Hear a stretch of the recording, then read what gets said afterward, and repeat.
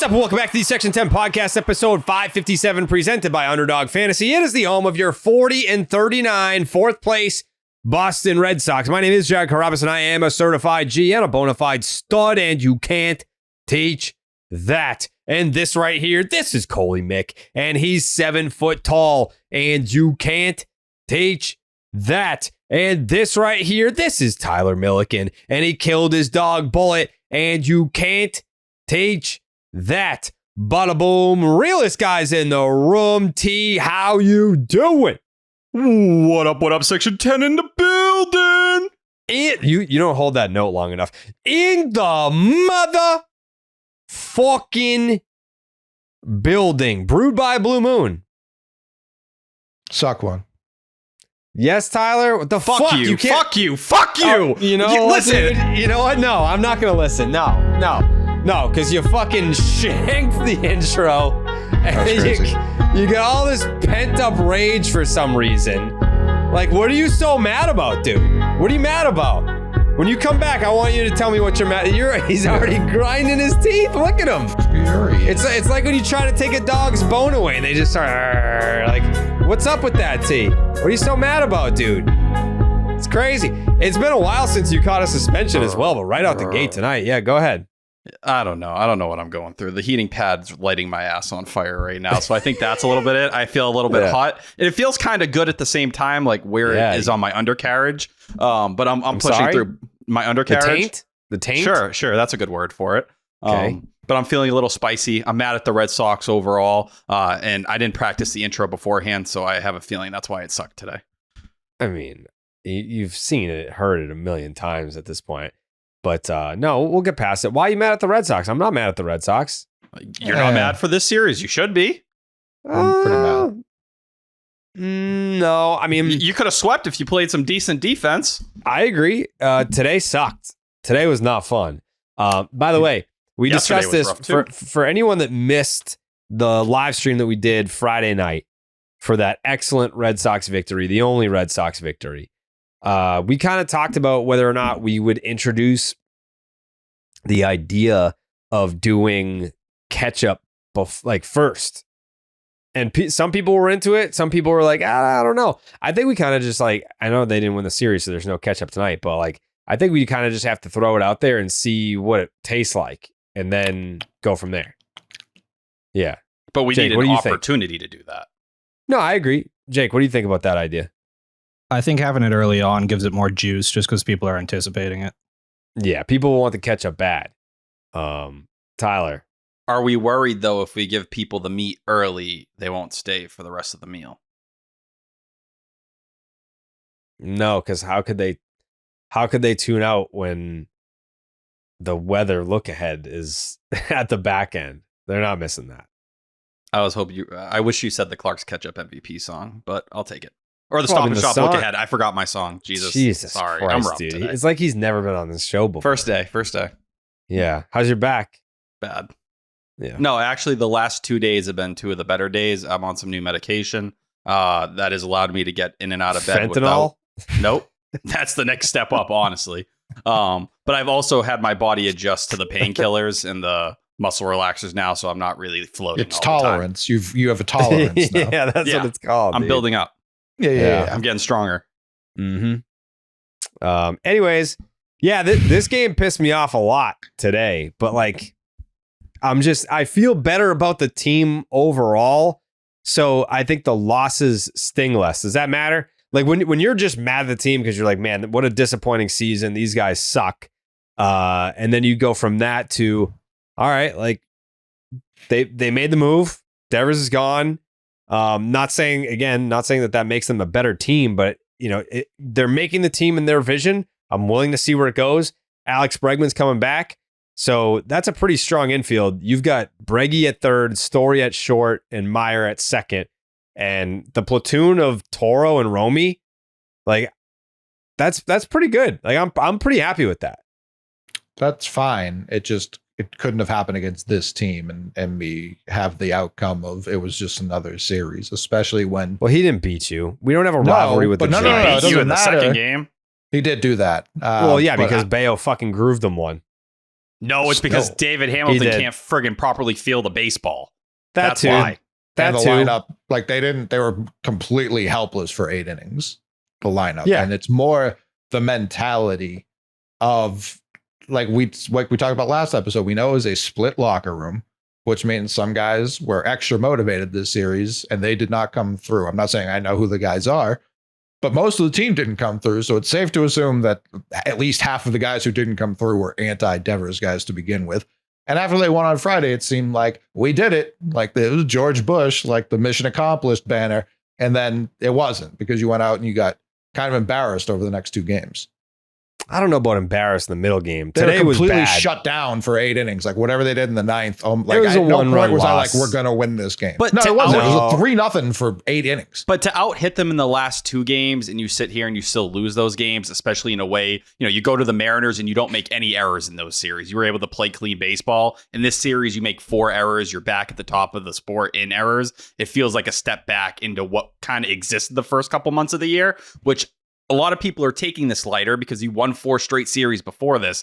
I just think losing games like this that you should have won or had a really good shot at winning, they're going to make the difference without a Rafaela Devers on this team. Your error for margin is thinner than ever. So to throw 2 games away like that in these last 2 games, you know what I mean. Why you got to be mean? But to throw away games like that or not be able to get the job done when you were in a good position to win them, that's painful.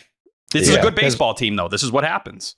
Well, this was also my issue coming out of winning the series, was like they weren't doing anything that made me think this was different than the games they were losing before those series. Like they were still very close games, very, very little error for margin, as T says. And you were winning them. Like you were seeing the return to stasis from being so dog shit in 1-run games that you started winning them just because you kept playing in them, though. That was the issue. Yeah. Like you weren't not doing that. So I don't know. It still feels like the same team as when Devers was here.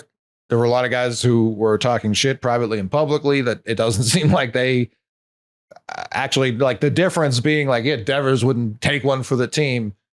He had a bunch of balls that Rafaela just happened to catch that were Fenway doubles. Like he was largely himself this series. Whether or not he beat you, obviously not. But game 2, he did. He absolutely did.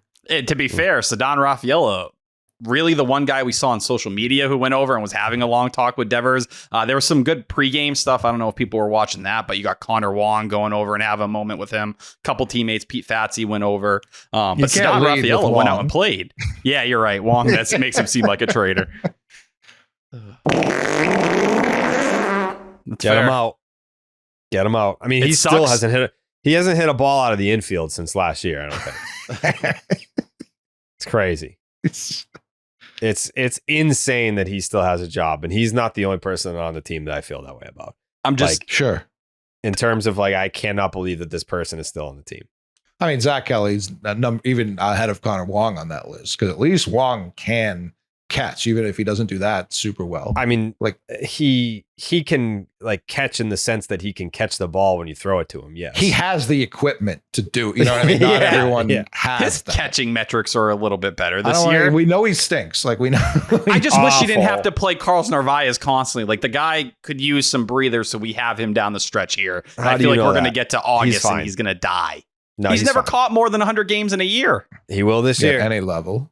That worries me in August and September, where you're going to have a rookie going through it, having heavier legs than ever. And your catcher, Connor Wong, who was so important to the team a year ago. I can't hear the heavy legs. Spare me with this heavy legs, Tyler. You feel it towards the end of the year if you haven't been there before. I worry about it with a few guys.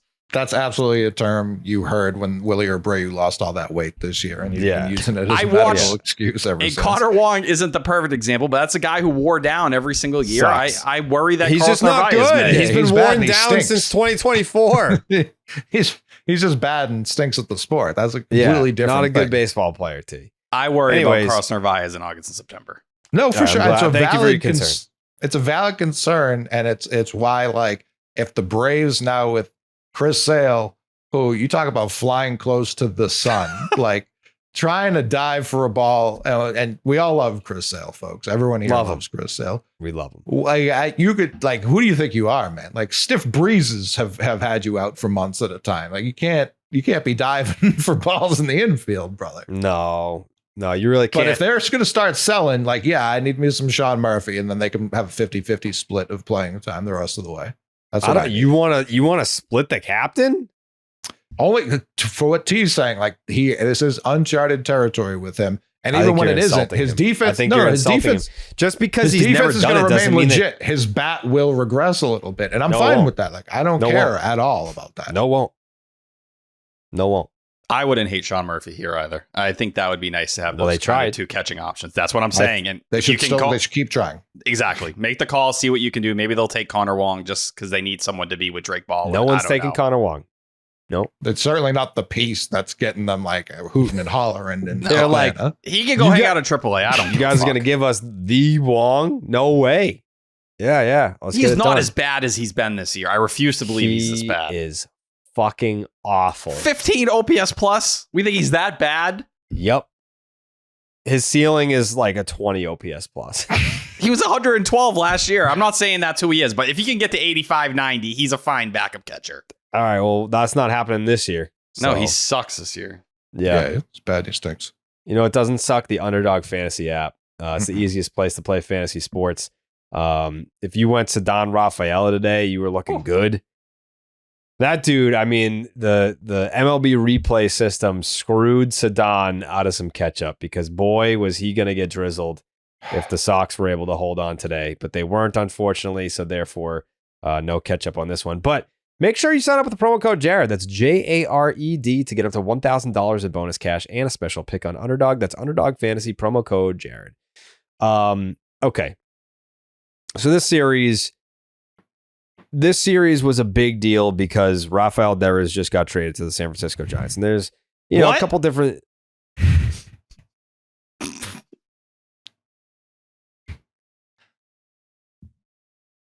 Jake was even laughing. Come on. He's stone-faced. He's not laughing. He was chuckling. I've never seen Jake laugh a second in my life. Jake, did you laugh? Not a single chuckle. No. No, he didn't. He did not. Tweet me if you chuckled. He didn't. He did not, I said. But this was a big series, obviously, because Rafael Devers went to the San Francisco Giants. I didn't have this, before the trade, I didn't have this series circled. I think today would have been a nice series victory. What, T? The Christian Koss moment. That I have that circled on my calendar personally. That meant a lot to me. I didn't have this series circled on my calendar at all. No. It's a nice ballpark. So it's one I've always wanted to visit. Didn't get to do it this time around. But it's a series against a good team. You were trying to go for 5 series in a row, 5 series victories in a row. So in that sense, it had meaning. Like that's what, like I cared far more about 5 series victories in a row than I did about like sticking it to Raffy Devers. Like, I don't give a fuck anymore. Like he's off the team. He's on another team now. Like I'm moving forward. So like, I don't know. I don't know about you guys, but like for me, there was no like extra pain of losing today because we lost to Rafael Devers team. Not for me. It's not for me about the Devers thing from how I feel about him as a player, but from the players on this team, the leaders not showing up when we know how they feel about that guy. Like we still have to watch them. That's my problem. Yeah. For how long though is the question. Like I gotta give our guy Will Fleming a shout out because we bemoan we bitch and moan about the beat reporters here. Our best beat reporter is Will Fleming because he is constantly grinding his dick off. You see him talking to people in the field all the time. But he's talking to the manager. He's talking to people behind the scenes. And throughout the year, he had been telling us in the scoop shop, like, hey, they are willing to trade Devers more than people realize. And we like laughed it off. It was just because it seemed preposterous to us. Well, they fucking traded him. And he was consistent on that all year. There's been another name I've thrown out in there that I think I would trade. And all year he's laughed at me and said, no, they'd never do that. They'd never do that. That tone may have changed recently. It may have. So I trust Will Fleming implicitly when he hears his cul-de-sac talking, my ears perk up. I begin noticing.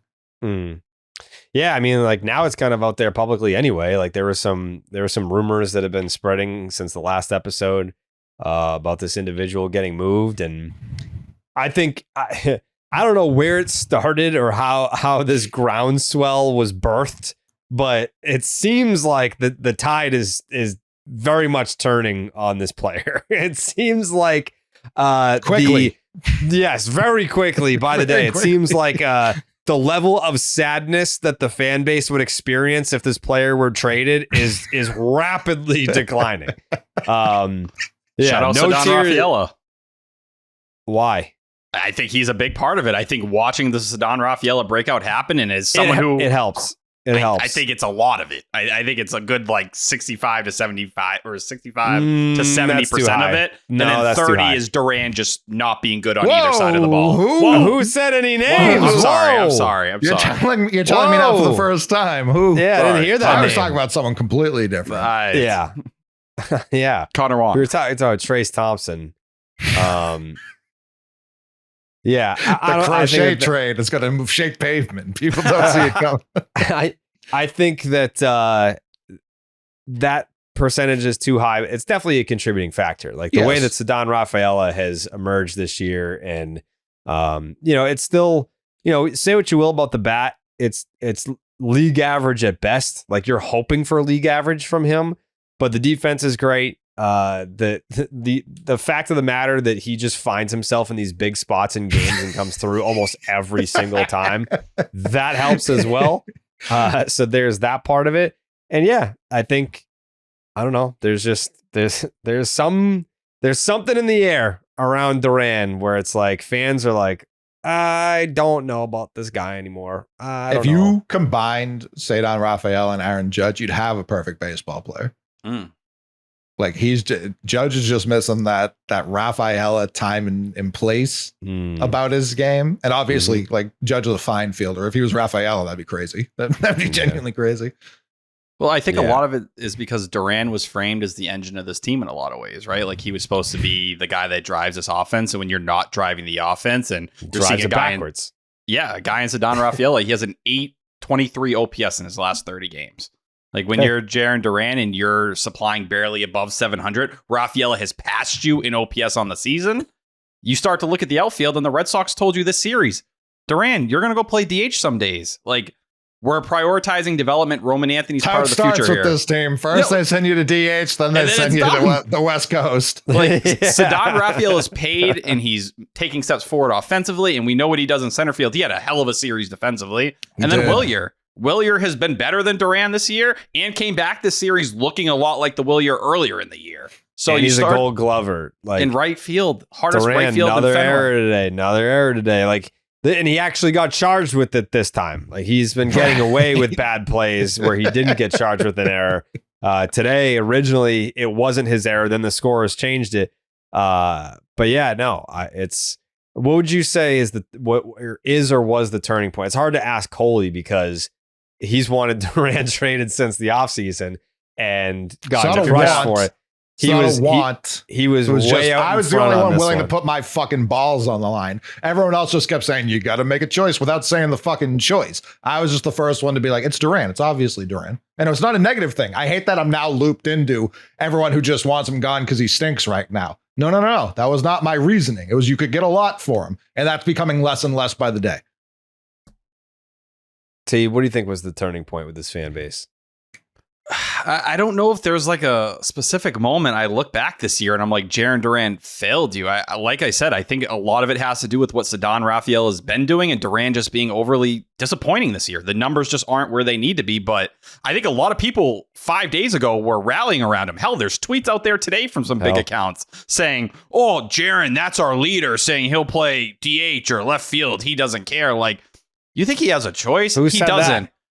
There was an account. I'm not going to reference the account name. It's one of the big accounts, Jerry. No free clout. What fucking big accounts are there? The Savage account, which does all Boston sports. I'm not trying to crap on the guy. He does his thing. But like hyping up Duran as this leader. I'm not. But hyping him up as some leader because he played DH. No, he's getting moved to DH because he's been the worst defender out of any of the outfielders you have. And like they're prioritizing Roman Anthony because he's going to be here long term. We know Duran. I believe he just came out number one on the trade list for the trade deadline from Jim Bowden. So like we know what it is. We know there's rumors of the Padres calling. You can see a fit with the Phillies. It just feels like it's only a matter of time. Yeah, I mean, I guess put me in the pile of folks who wouldn't be broken up about it. So no, nope. What are they going to do? They don't have any leaders, Jared. Who will be the leader? I don't know. It is crazy. Like me just being like, that's the guy I would trade. People were like, oh, you hate him for what he got suspended for. And I obviously don't co-sign that, but I hated more that he got suspended. And if you go back to the entirety of last season, every Bello start the first half, I had to hear bitching and moaning about how he had these outbursts and he was crying all the time. And then a guy like literally got suspended in the middle of the most important stretch. And it was like, yeah, that was stupid. The reason is arbitrary. The fact that he got suspended was really fucking dumb. That's not leader stuff. Being like, maybe I'll join the military during a losing streak is not leader stuff. I can't, like, Cora is the one who's saying this too. He's the one who's pointed to him. Fighting with fans multiple times, not leader stuff. Yeah, like I get there's stuff that we don't see. Those teammates clearly love him. So like there's definitely some truth to it. But like, I don't know why he gets such a pass for some of this shit. So I think like on a team like this, and you know, many good teams, like you need certain types of leaders and you need many leaders like that. Not every team just has one leader, one captain, and like that's our guy and we follow what he does, what he says.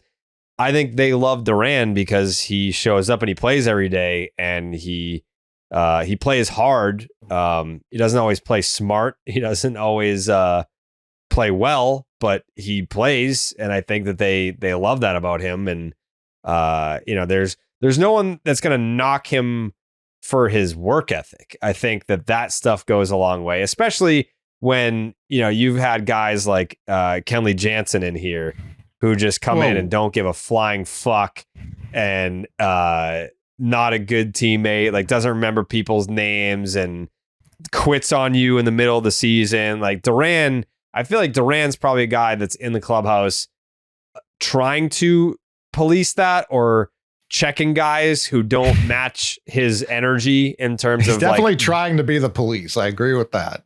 Yeah, like he's trying to check people that don't match his give a fuck energy. But at the end of the day, like, would I say that this guy is a prototypical leader? No, like he's far too sensitive, far too emotional, reactionary, immature, like all that stuff. So I don't think that he's a leader. Well, but I think Story can be that guy. I don't even know. Like, I don't even give a fuck. It's Bregman. Like, this is basically Alex Bregman's team now. The only reason why it's like an iffy conversation is because he doesn't have the tenure, but that's just here. Like, he has the tenure in the league. He has the resume. So yeah, I think if and when the Red Sox give him that extension, or he opts out and they bring him back in free agency, whatever it is, if there's some type of long-term commitment to Alex Bregman, it's his team. The only reason why they can't see that now is because it's just a 1-year deal at this point. I mean, they also are saying that, and T's pointed it out. Like, they'll be like, look at him. He's got the iPad with Roman Anthony. He's sitting in the like Trevor Story Memorial Gatorade spot. Like it's him or Rough Snyder every game. Yeah, like he clearly has influence. I don't disagree with what you're saying, but I think he's very well respected already in that locker room. Yeah, I also think when it comes to the Duran conversation, when you do what you did last year and you post an 8 WAR, a lot of stuff just gets thrown by the side because you're out there performing, you're doing the damn thing, you're playing great defense, you know, at a premium position in center field a lot of the time. This year, it's hard to sit there and take you that serious as a leader when you're constantly making just dumb, boneheaded plays in left field. Simple, like balls hit right at you, or you're not calling off a guy in Nate Eaton who just got called up and you're coming down the left field line. Like, that's the stuff that sticks out more than anything. It's just hard to lead when you're an everyday player and you're not performing on either side of the ball the way you need to. And it doesn't help when we all know that there's a logjam happening with this outfield. And hell, he has to realize, I'm right in the middle of it. I'm the most likely option out because of my age and really the profile I'm bringing to the team and where that's going to go. It just, I don't think guys in that clubhouse are sitting there like, what the fuck you're doing? I think a lot of them like Duran, but I think outwardly, like the big support behind him, a lot of people pushing for him, it gets old pretty quickly when you're doing dumb things out there regularly and you're supposed to be one of the guys that is setting the tone daily. And this has been like the third or fourth time he's been thrown out trying to take an extra base, which was a big reason he got that 8 WAR last year. Now they got the call wrong. He did get back to the base, but you know how he doesn't get thrown out if you just keep holding on to the base. And I have no idea what it's like to be that fast, obviously, but I've seen him hold second for a lot, like every other time. So I can't really, like, that was still his fault. And then you get tossed on top of that. Like, that's other players would be getting killed for that on this program. And like, you look at him right now, it's a 331 BABIP this year. It's not like he's getting incredibly unlucky. Like Ceddanne Rafaela, you could go a month back and be like, he's going to get hot here because everything underneath the hood is saying he's going to get hot. Duran's stats aren't screaming that whatsoever. There's no sign here that we're going to get that second half surge or really the May forward surge we got last year. It's June 22nd, and simply he's in one of his poor stretches of the season. It's almost July. Like that, you posting their season OPSs earlier was shocking. Crazy. Genuinely shocking. If I told you coming into this year that Ceddanne Rafaela would have a higher OPS than him on June 22nd, you would be like, what the fuck's going on? Is he hurt? Yeah. Is something, what that went wrong for him? Game? Like he had a good game? That Is day. that? Yeah. Last 30 games, 238, 299, 377. Yeah. And that's when the team fifth. It's crazy. Like he's basically he's not your leadoff guy. Against righties, he continues to sit there, but like that's it. When you're not the daily leadoff hitter anymore, that was the thing you've held for really a good portion of the last 2 years, and you lose that. It's another big thing in your column that you no longer bring to the team, because when Alex Cora wants that leadoff hitter and talked about having one for so long, you would finally taken that. Now, half the time, you're really not that option anymore, and you're hitting fifth or sixth in the lineup. Yep. So, anyways, I don't know. I mean, to Coley's point, it's like I think in an off season where there was so much hype and goodwill finally restored with the fan base, I think it would have been tough to trade Duran, who was obviously very popular at the time, coming off a great season. But man, would the Red Sox have looked like geniuses if they did that, and then this was the result on the Phillies. Like, this is what they were getting from Duran this year. But I mean, what's interesting is because of Duran's temperament, him getting traded at any point, he's going to take as a tremendous slight, and he's either going to be like MVP caliber playing like that, or he's going to be worse than what we're seeing right now because he's overthinking everything. So, yeah, I don't know if he would be having this season if he had gotten traded. I think he, like a lot of the guys, know what's coming around them, and they're doing the math. And I'm sure it takes him, he has to write it down. Other guys are doing it in their head, but I'm sure he's starting to realize, like, yeah, this is a competition for me. And they did still fight with me, whether or not we agreed to terms. They did still fight with me over $500K, and they didn't give me a 3-year deal. They didn't even give me a five. Like, if they had offered him a 5-year deal, he probably would have taken it. They don't want to do that. No, so I'm sure he already feels slighted. I mean, it made sense. It made sense. A late bloomer out of the minors, and then he had the injury in, what was it, 23, like 24. Yeah. So it's like, you know, imagine if the Red Sox saw what Tanner Houck did last year in the first half and was like, let's lock this guy up. You know, right. I love Tanner, but like, that's why you wait on shit like that. But even like, you can't just show me a half a good season and be like, yes, I need this for the next 5 years. You don't know who that player is going to be. But even going back to 2023, it's like you were an 120 OPS plus guy that season. So like we had 2 years of you took it to a different level the following year. We get that. But to see him this year not even be able to be somewhere in that range, that's extremely disheartening. And seeing him tweak his mechanics at the plate, like he's clearly trying to figure it out. He's tried everything. It's like toe tap one day. The leg kick has come back. The leg kick worked last year. Is it going to work this year? No matter what he's tweaked at the plate, it's a different stance almost every week. None of it leads to any sustained success. None. I believe it was Tony Gwynn who said, like, what do you do? What do you do when you're slumping? And he was like, I don't change a damn thing, because like if this is what I was doing when I was going well, then I'm going to ride it out while I'm in a slump. And because I did this when I was going well, that's how I'm going to get out of the slump. Like if you've got these guys that are constantly tweaking when you're not going great, then it's kind of hard to get back to where you were when you were going great. Yeah, like the Pete Rose thing was like you move to a different part of the box, right? Like if they're getting you on the outside of the zone, come in. If they're pitching you in, step out and front, forward, for whatever that situation may be. But if Duran's not going to hit for the same power that he did last year, like the 21 homers is what elevated him, because you weren't getting all these doubles. You just were sneaking by and grabbing people. Outfields are aware of it. I think even Duran at this point in time, his body can't sustain hitting that gear like he did all that time. He's at 15 stolen bases this year, so he'll probably get close to 30. But if he can't tap into 15, 20 homer power, your ceiling is just dramatically lower. It doesn't mean you're not a starting player in this league, but when you look at his platoon splits and you're, significantly below league average against left-handers, it becomes hard to justify you in certain spots. You might just be on that, on the heavy side of a platoon on your next team or whatever it may be. It can happen very quickly. Mm. Like Jesse Winker, like one of those kind of guys, just with a little more athleticism.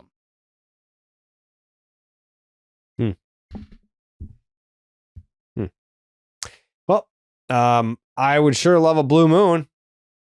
Oh yeah. Yeah. Because Blue Moon was born in a ballpark at the Sandlot Brewery in Denver, Colorado, so it's no wonder why you crave it. Its bold flavor, bright explosion of color, and iconic orange slice ritual guarantees of one-of-a-kind beer experience perfect year-round. And for the moments that you want a lighter option of your favorite beer, reach for a Blue Moon Light. It's a refreshing wheat beer brewed with real tangerine peel for a lighter, exceptional taste at only 95 calories. I was drinking Blue Moon Light on the stream on Friday night, which I we'll talk about that too. I very much enjoyed doing that on playback. Very cool platform that we can all see the game and react in real time. No one is ahead of anyone else, so I think we're going to be doing that on Tied in the Eighth as well. So very excited about that. Very excited about Blue Moon, which anytime that we do a stream now, you can catch me drinking a Blue Moon Light. Inspired by the beer you already love and available year-round, a wheat beer from Blue Moon with exceptional taste and only 95 calories, brightly brewed with real tangerine peel. Tastes light and refreshing. Nothing compares to the great taste of a Blue Moon Light. Blue Moon made brighter. Get Blue Moon Light delivered by visiting get.bluemoonbeer.com/Jared for delivery options. That is get.bluemoonbeer.com/Jared. Blue Moon made brighter. Celebrate responsibly. Blue Moon Brewing Company, Golden, Colorado. Suck one. Yes. What were some of the other things that really stood out to you guys in this series that you wanted to hit on? It feels like Fenway is robbing us of how crazy athletic Cedon Rafaela is as a center fielder. Yeah, running because into of the the gap dimensions and the triangle. Yeah, he looked like a friendly golden retriever just galloping out in that space. And then he was just hitting very well. That was the most enjoyable part of the series to me. It's just like, all right, that's cool. Roman, some good peripherals on Roman, some more hits, which is good, which is good for everyone to see. That was enjoyable. Saw a lot of people being like, love that Bello start. It was fine. Like it was good. It was fine. It was good.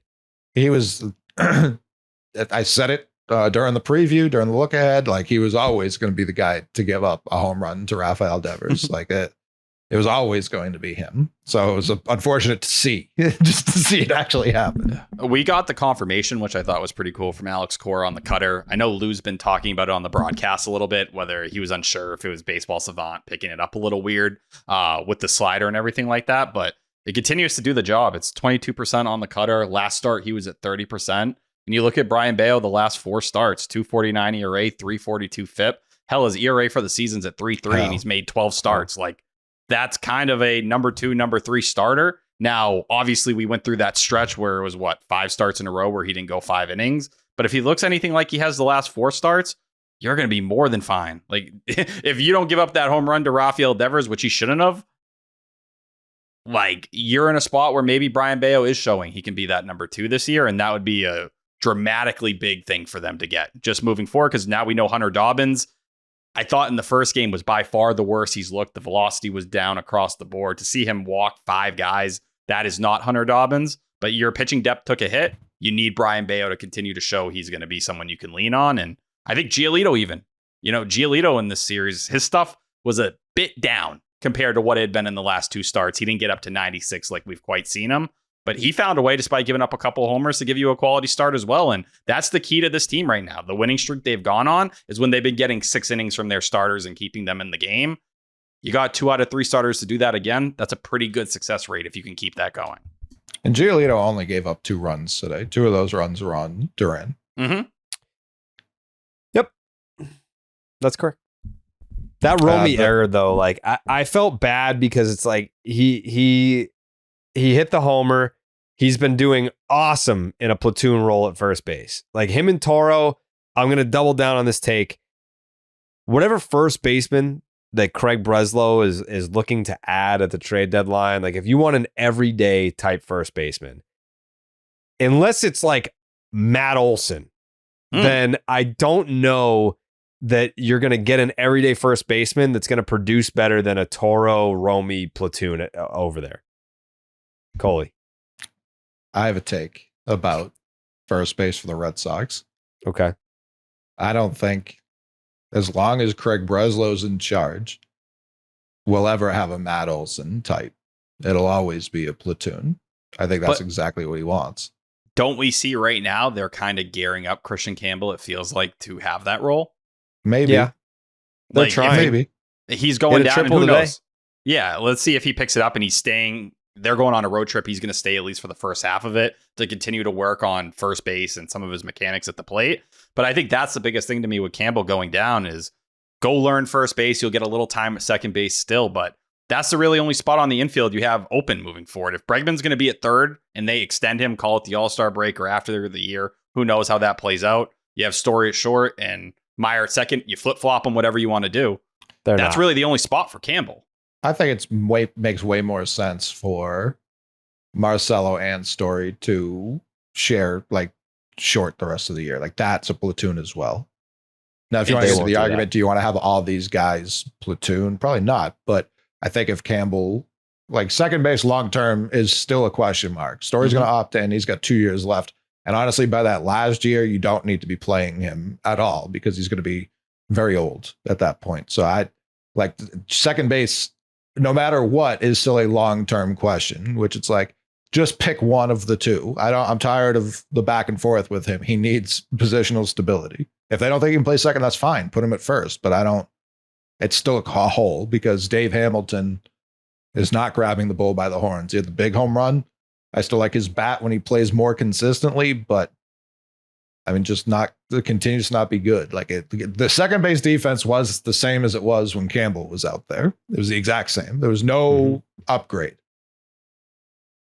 You look at Hamilton, it was 5 defensive runs saved to second base coming in, and then you have those 2 days. And then Romy does it himself. What a painful moment. But I think I can't get mad at Romy. Romy's done so much. He's barely played as a fan base.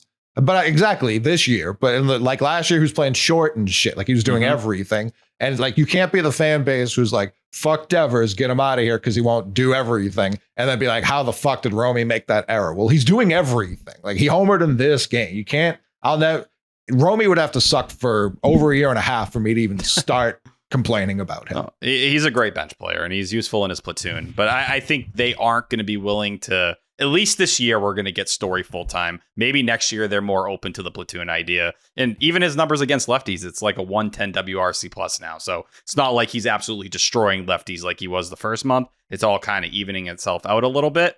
And if this team starts to fall out of it, a month from now or whatever it may be, I would hope Marcelo Meyer is playing every single day. Sure. I don't want to see a platoon at that point in time. The only platoon if you're trying to win and make the playoffs. That I just don't see that happening. Like, I think the plan is what's right in front of our faces. That Christian Campbell, the plan is for him to play first base. And I mean, I think it's interesting in terms of like what happens if the reviews from the coaching staff in Worcester are like, he ain't a first baseman. Like, this is not it. I'm just saying worst case scenario, because they'll have more of a logjam in the outfield. Yeah, I guess. They have to have some belief that they think he can pick it up, though, if they went to him. And it was like, all right, it's not even like that they have a belief. Like, they need him to be a good first baseman, a passable first baseman.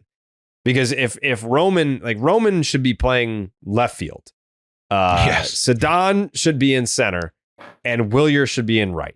Yep.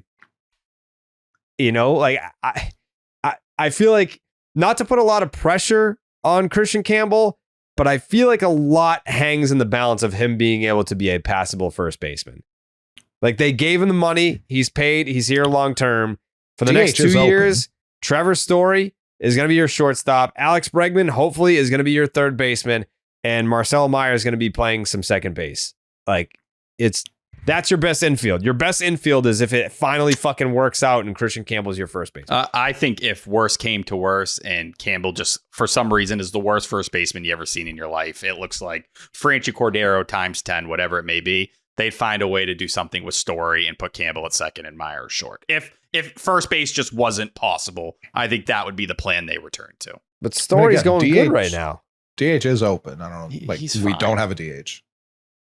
Who are you DHing out of those I'm guys? just saying Campbell. If he's truly that bad in the field, he could DH, because you just trade your DH. He is far too athletic for it not to work at some defensive position. Sure, but again, like, adding to the outfield logjam, I don't think is a play.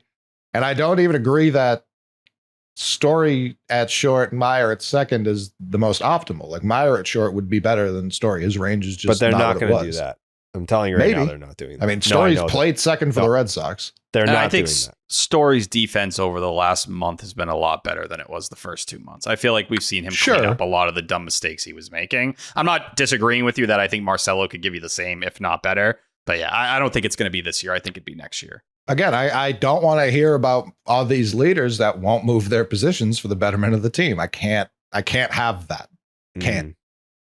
I think they look at it and flipping Meyer and Story to them won't be that big of a deal for this year, because they think Meyer's that good to handle.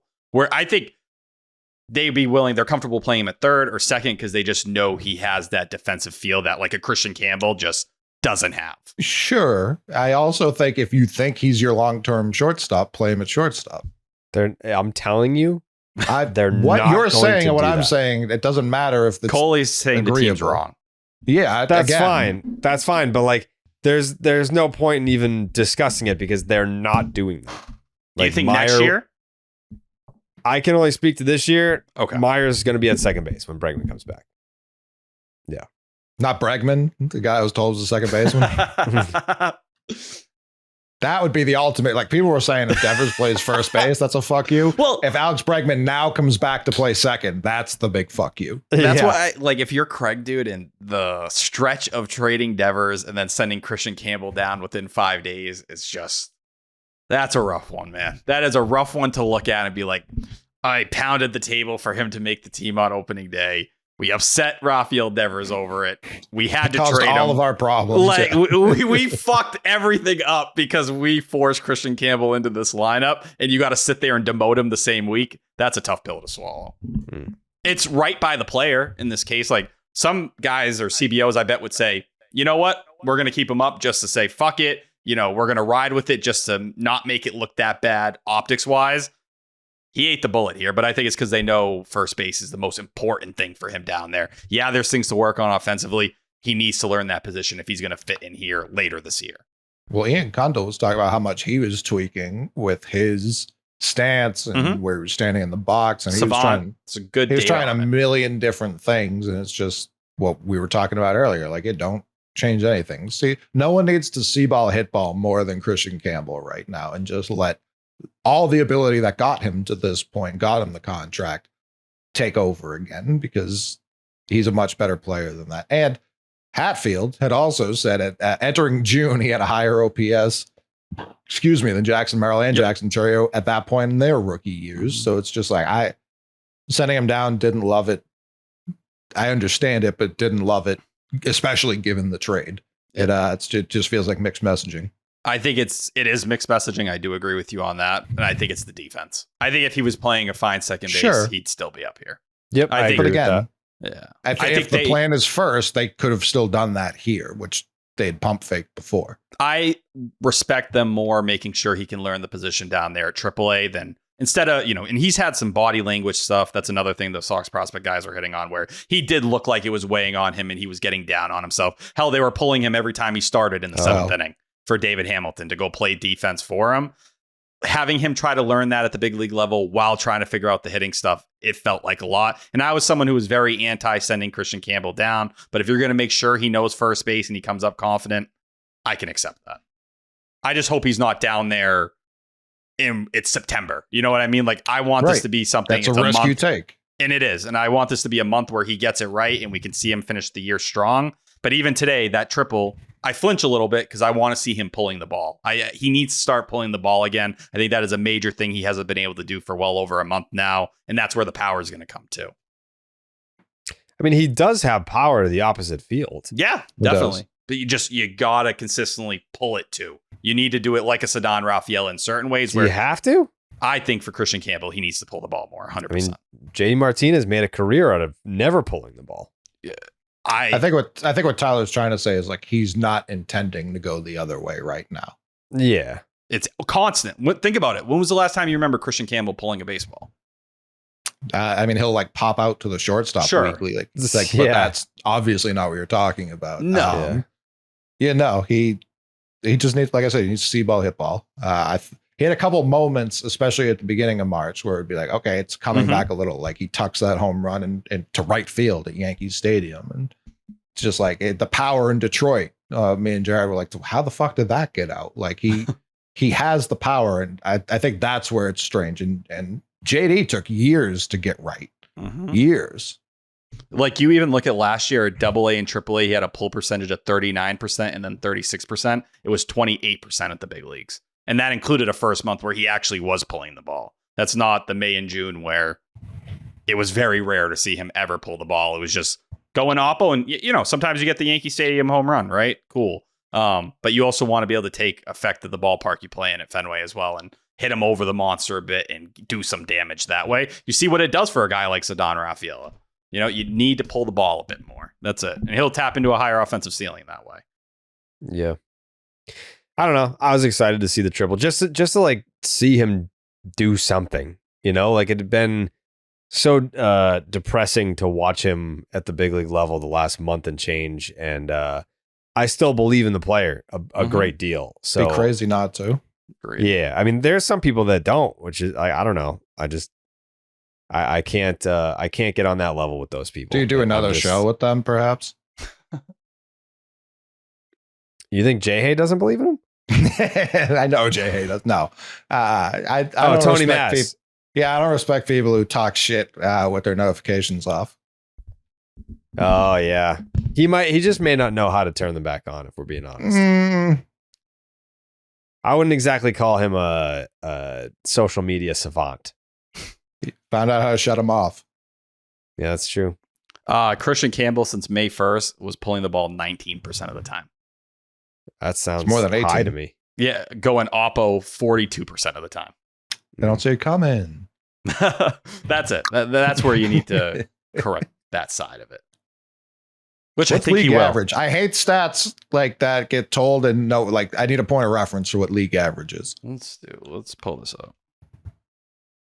Yeah, for righties. Because 19 doesn't sound good unto itself, but if league average is like 52, then it's like, oh, that's devastatingly bad. Yeah.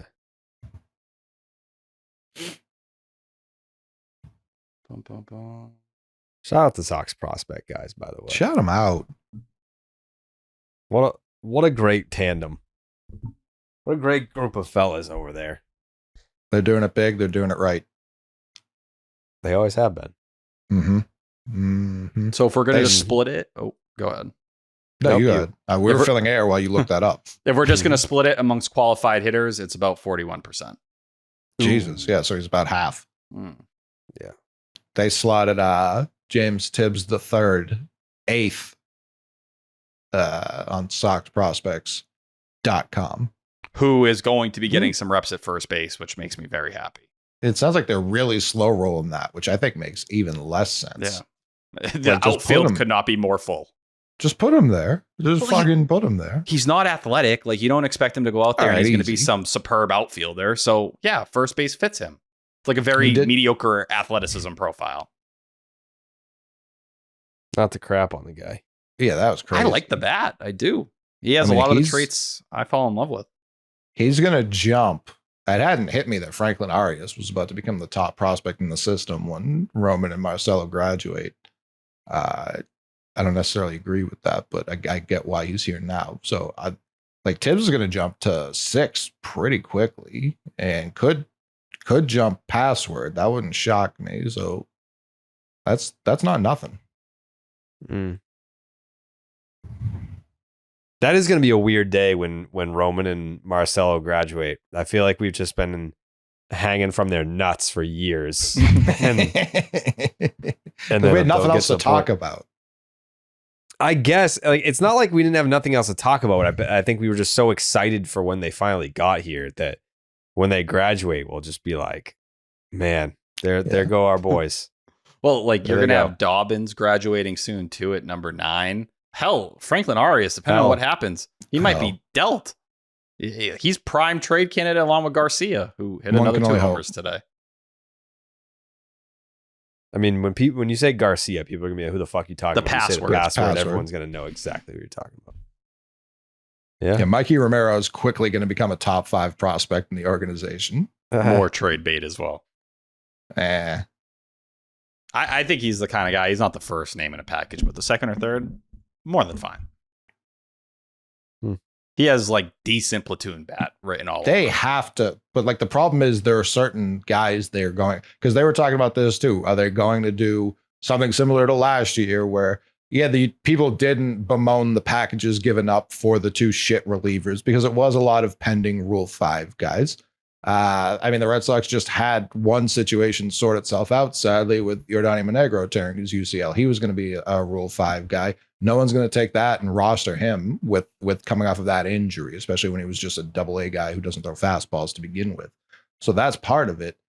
But at a certain point, the positional depth isn't elite. We see that this year. The outfield depth obviously is, but your infield positional depth, you can't really... Franklin Arias means more, and so does Mikey Romero, than they should right now. And obviously we got the draft coming up soon, but they need to be buying some prospects as well, which obviously they just did in this Giants trade, but no infielders yet again. Yeah, I wonder that's where the balance is going to be for someone like an Aroldis Chapman when you get to the deadline. Same for Justin Wilson, I think, and them trying to calculate the risk of going for it and not going for it. Because if those guys stay on the team and you're out of it by the middle of August, you're going to sit there and be like, damn, man, that was tremendous fuck up. Tremendous fuck up. And I'm not telling you you're getting Cole Reagans back for Aroldis Chapman, but those are going to be the kind of things where you're going to have to weigh it out. And I think that's part of the reason they got a Jordan Hicks, who did not look great today. That's one rehab outing. I'm not going nuts or crying over it. But the velocity was not where it's been, the last couple of years when he's been in relief. So do they look at Hicks and they say, well, we think some combination of him, Slayton, Weissert can get us by? And we haven't heard much on Slayton. This nerve issue popped up and it's been dead silence ever since then. So trying to balance that as the deadline approaches seems like it could really backfire on Craig Breslow if he doesn't make the right decision there.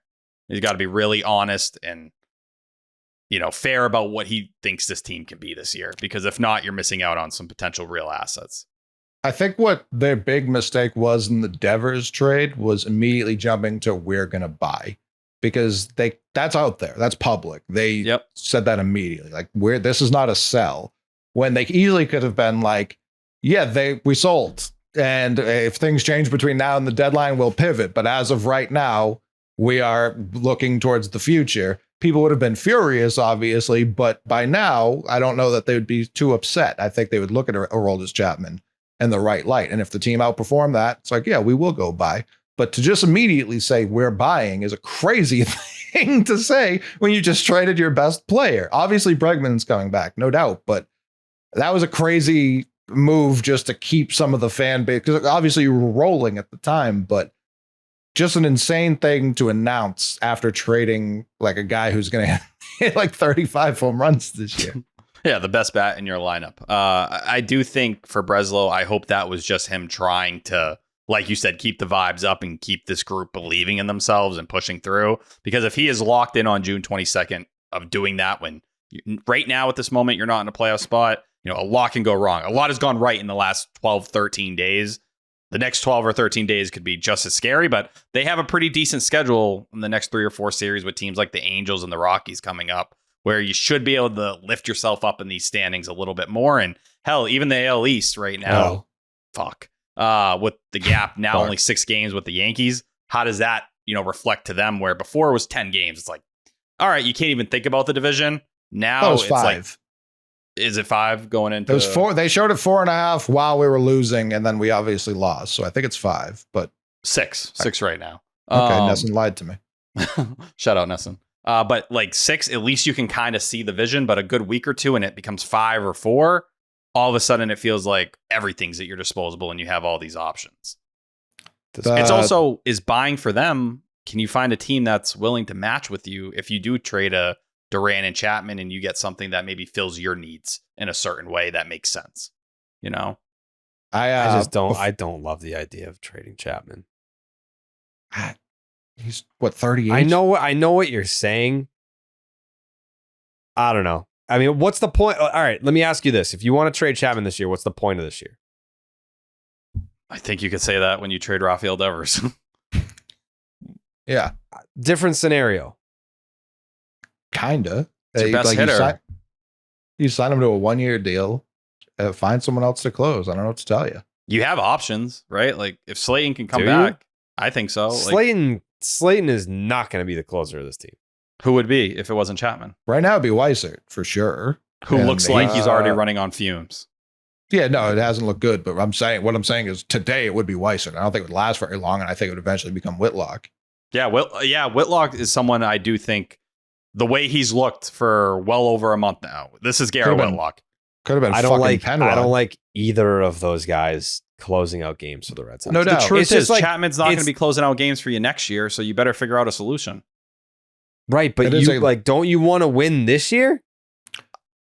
I don't think winning's at the top of my priority list for this year right now. They're crazy. 500 it should since the always trade? be at the top, huh? They're 500 Tell that to this organization. Trade, right? Yeah, they're 3-3.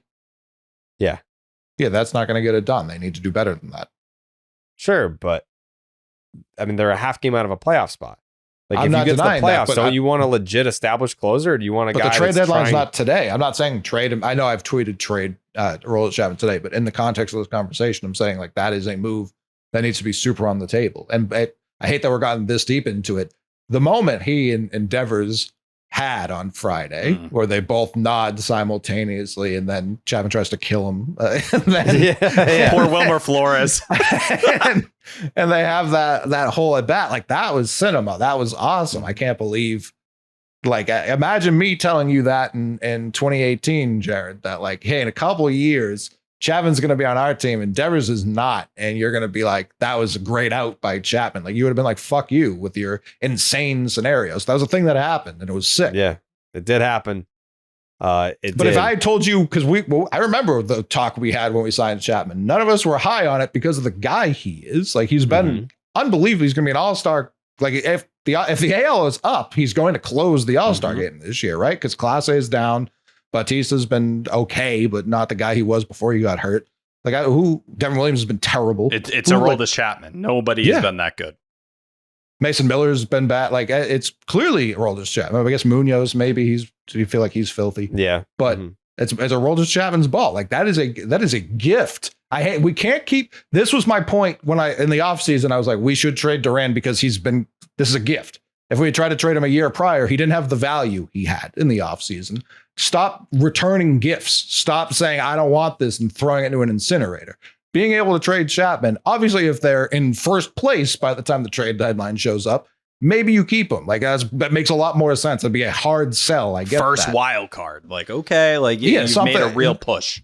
Something with some stake in it and some games up on top of that. But as of now, my mind state is definitely trade that guy because we've been given an incredible gift to be able to flip a 1-year rental closer. Like I'd pay the rest of his salary if it got us a better player in return. Well, it's also realizing, do you think he's going to be this good for the whole season? Do you think this is what he is at this point in his career? Are we going to get, he hasn't been this for 5 years. Did you unlock something for a year, or is he going to dominate for another 2 or 3 years now? And all of a sudden it's all come together for him again. Like it's kind of weighing that out, because if he hits a wall in the second half, it's another spot where you keep him and he just doesn't look as dominant as he did. You kind of sitting there and saying like, all right, man, like we didn't get the most out of this. I don't know. It just feels like the ceiling for this year is dramatically lower than what it was 10 days ago. When you take out a guy like a Rafaela Devers from your lineup. And I think that lowers the ceiling in your expectations for how far they could go in the playoffs, especially when you're going to have 3 or 4 guys who are rookies more likely than not in the lineup. I think that, especially because I think Masa's coming soon. Is he Rafaela Devers? No. You laugh, but it's happening.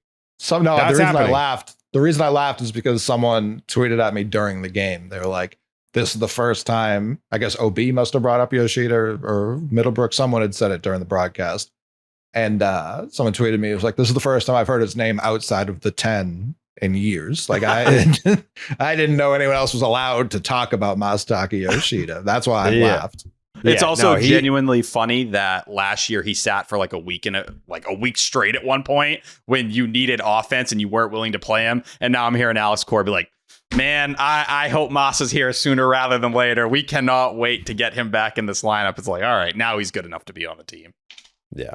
Well, he's coming and that'll help. Is he Rafael Devers? No, but he's going to help. The Ref Snyder platoon with him is going to be Rafael Devers. If you ask Alex Cora, that's better than Rafael Devers. Maybe.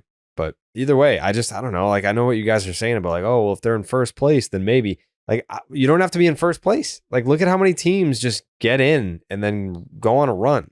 Like, you're not going to be able to go on a run in October if you don't have a legit closer. Like, I don't know about you, but I'm not here just to get in. I want to win. I want to win postseason games. I agree. So, all right. So then if you agree, then what's the point of they don't trade a guy with a career 900 OPS in the postseason. They do not have a viable option at closer if you trade Chapman. I think Justin Slayton could close for you. I do. No, dude. I do. He couldn't even fucking strike out a guy this year. He was more than fine after he got through that rough stretch, just like Garrett Whitlock he had through the rough stretch. A good like 3 weeks?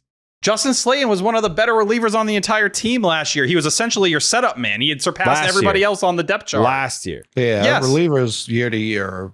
Like I like Slayton's talent like you. He would not be like one of their top 3 options right now. I think Houck and Hicks are ahead of him right now. Tanner Houck would be an interesting one.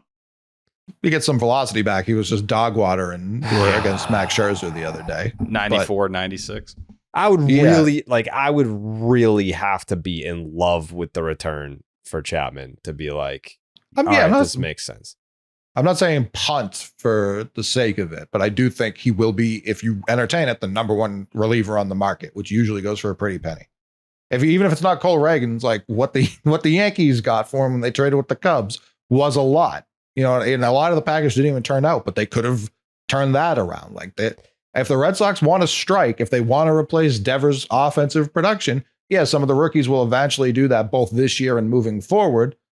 But I've talked about it over and over again. There aren't big bats on the free agent market. They're not coming. No. Like it will have to be by trade. So if you want to trade and you've already half of your system is playing for your major league team, The other half was traded for Crochet and other good moves. Like, yeah, you're going to have to replenish some of that. I just wouldn't trade Rafael Devers to do it. They already did that part. So now it's time to actually make some moves that make more sense.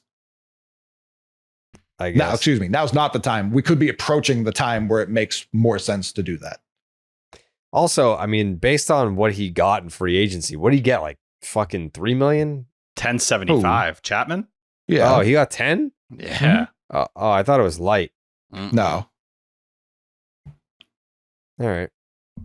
But that might also come into the conversation here, because are they going to try to get under the luxury tax? You're about $8 million over For right sure. now. And Chapman's a way you can shave off about $3 million just like that. You know, Bueller's another one of those guys where you just hope someone's willing to take some of the money just to get you under if you are at that Someone point. will take Bueller. Absolutely. Just as a playoff performer and a veteran to Correct. keep around. Giolito. Yeah. Giolito fits right in there right now. If he looks anything like he has the last month, Why? someone's calling for him. Why are we talking about this right now? Because they lost a game today? If they No, because won you're today, a fringe playoff team with No. a If 30% they chance of won making it. Yeah. Tyler, if they won today, they would have won 5 straight series. They Yes. lost one game, and you're talking about a fucking fire sale? No, To get under you're the just a luxury tax? fringe playoff team. That's what you are. They also They're a half game out of a playoff spot. What Yes, are we that's a talking fringe about? playoff team. That's what a fringe playoff team is. You're on the outside or you're the third wild card. That's a fringe playoff team. Is that a But crazy statement? It's a crazy statement when they still have Bregman coming back. Yes. They do. Let's And we'll see see what how it they looks respond. like. They played 500 ball with them for the first 2 months of the year.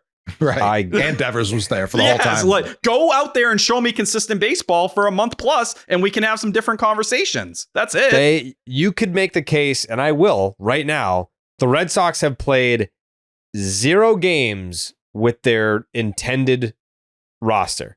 0.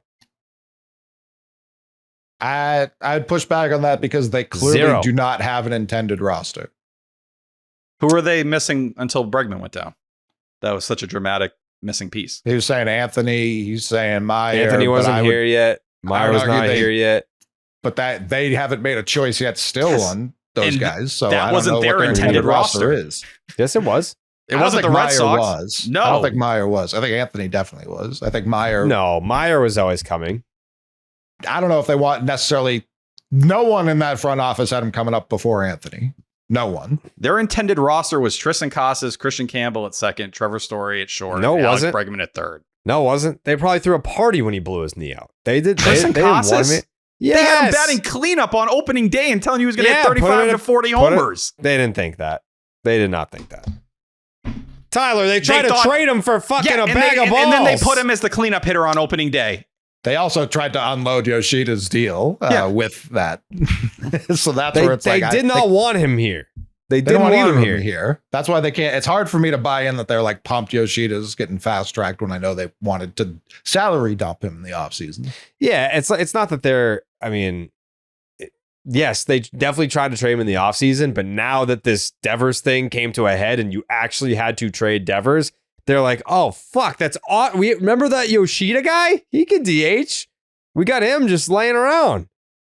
Like that's. I'm sure that they are actually happy about it. And listen, if they wanted to trade Casas that badly, they could have traded him, but they thought they weren't getting the right value for him back because they believed he was better than what he was. They thought he's he was not. going to go out there and increase his value. That's what the front office believed. Don't tell me Well, what they're that wrong. is. That's what They're they wrong. thought. But that was what they were building on. They expected him to be in the middle of this lineup this year. That's just a fact. That's not an opinion. Well, he's not. And he isn't. And that's where you are at this point in time. I don't know that they valued him as highly as you're saying, but they valued him more than the market did. That's for it. That's certain. all I'm saying. I'm not telling you they thought he was Joey But Votto. that's not the same as saying they thought he was a middle of the order bat. He was batting cleanup on opening day, and Again, they were. I don't I believe disagree they with thought what he would be a happens. fourth or a fifth hitter. I think they do that to continue to improve his trade value more so than believe. But if you didn't think he could succeed, you wouldn't put him there. You'd be setting him up to fail. I'd argue they've done that with several players this year. Last year, if you go back to July 30th, they had a 35.2% chance to make the playoffs, and they were 5 games over 500. Right now, they're at 30%. Yeah, what did we just push it to? 3 games over 500? Yeah. Now they're one Again. game over. Yeah. So they claim Well, they were under 500 at one point. Yep. Was that the lowest they'd gotten? Yep. So they had climbed 8 games to get to that point. They have 40 wins. Like I understand what you're saying, Jerry. Like this isn't let's light the house on fire. I'm not wait and see. I'm not saying like let's put Roman up for sale or anything like that. But yeah, I think these are the decisions we know Craig has not wanted to make. Like the Verdugo trade, he traded him with the Yankees, but it was pretty easy. Like that was what he was tasked with doing, just getting that guy out of here. The Chris Sale trade, I think he wanted to do, and he did a bad job, but that took balls. Like there have been a couple other, the Devers trade took balls to do, knowing what the public backlash would be. I think the tough decisions have yet to be made. And we're running out of time. Yeah. It's also like, look at what June has been the last couple years, where people have followed the same thing of getting hyped about this team and look at them. And you've seen the same story post deadline year after year after year. For the last 3 years, we've watched them get hot in June. The last 3 years. Zach Kelly last year against the Yankees, the year before sweeping the Blue Jays at the end of June. We've seen it happen. It's just, okay, cool. What's a great month or month and a half versus, you being able to do it, for a majority of a 6-month stretch? I want to see it. I want to see them continue to stay hot. And that might happen when Bregman returns. But until that happens, I'm not ready to start considering buying or anything like that. Go out there and continue to show me you deserve it, because that's what the last couple of years those teams have done. This team needs to do the exact same thing. I also agree that like trying to middle here is the right play. Mm-hmm. Like trying to buy a Sean Murphy while selling an Aroldis Chapman. And I know that sends mixed messaging, but your best players are like 22 and 20. Like we should really be prioritizing long-term over making the playoffs this year. As much as I want to make the playoffs this year, I know what my priorities are, and they're not this year. It's fair to wonder, like, what is Garrett Crochet going to look like pitching with a full workload in the second half for the first time? Is he going to be full go? Is he going to need a breather at some point? What's going to happen on that front? Like, there are a lot of guys on this team that have never been at this point in a season before, and there's going to be bumps and bruises they're going to go through to get to that point. And like, that's stuff you're going to have to hedge on and try to guess around and understand and take big guesses with. I don't know. I just feel like all options should be on the table right now. It's June 22nd. I feel like people in the room think that this is a playoff team. So I don't know. It's kind of hard to, like, in years past, you get a certain vibe from guys and you're like, we suck, or like, we're not that good, whatever. Like this year, that's not what's coming out of that room. I don't know.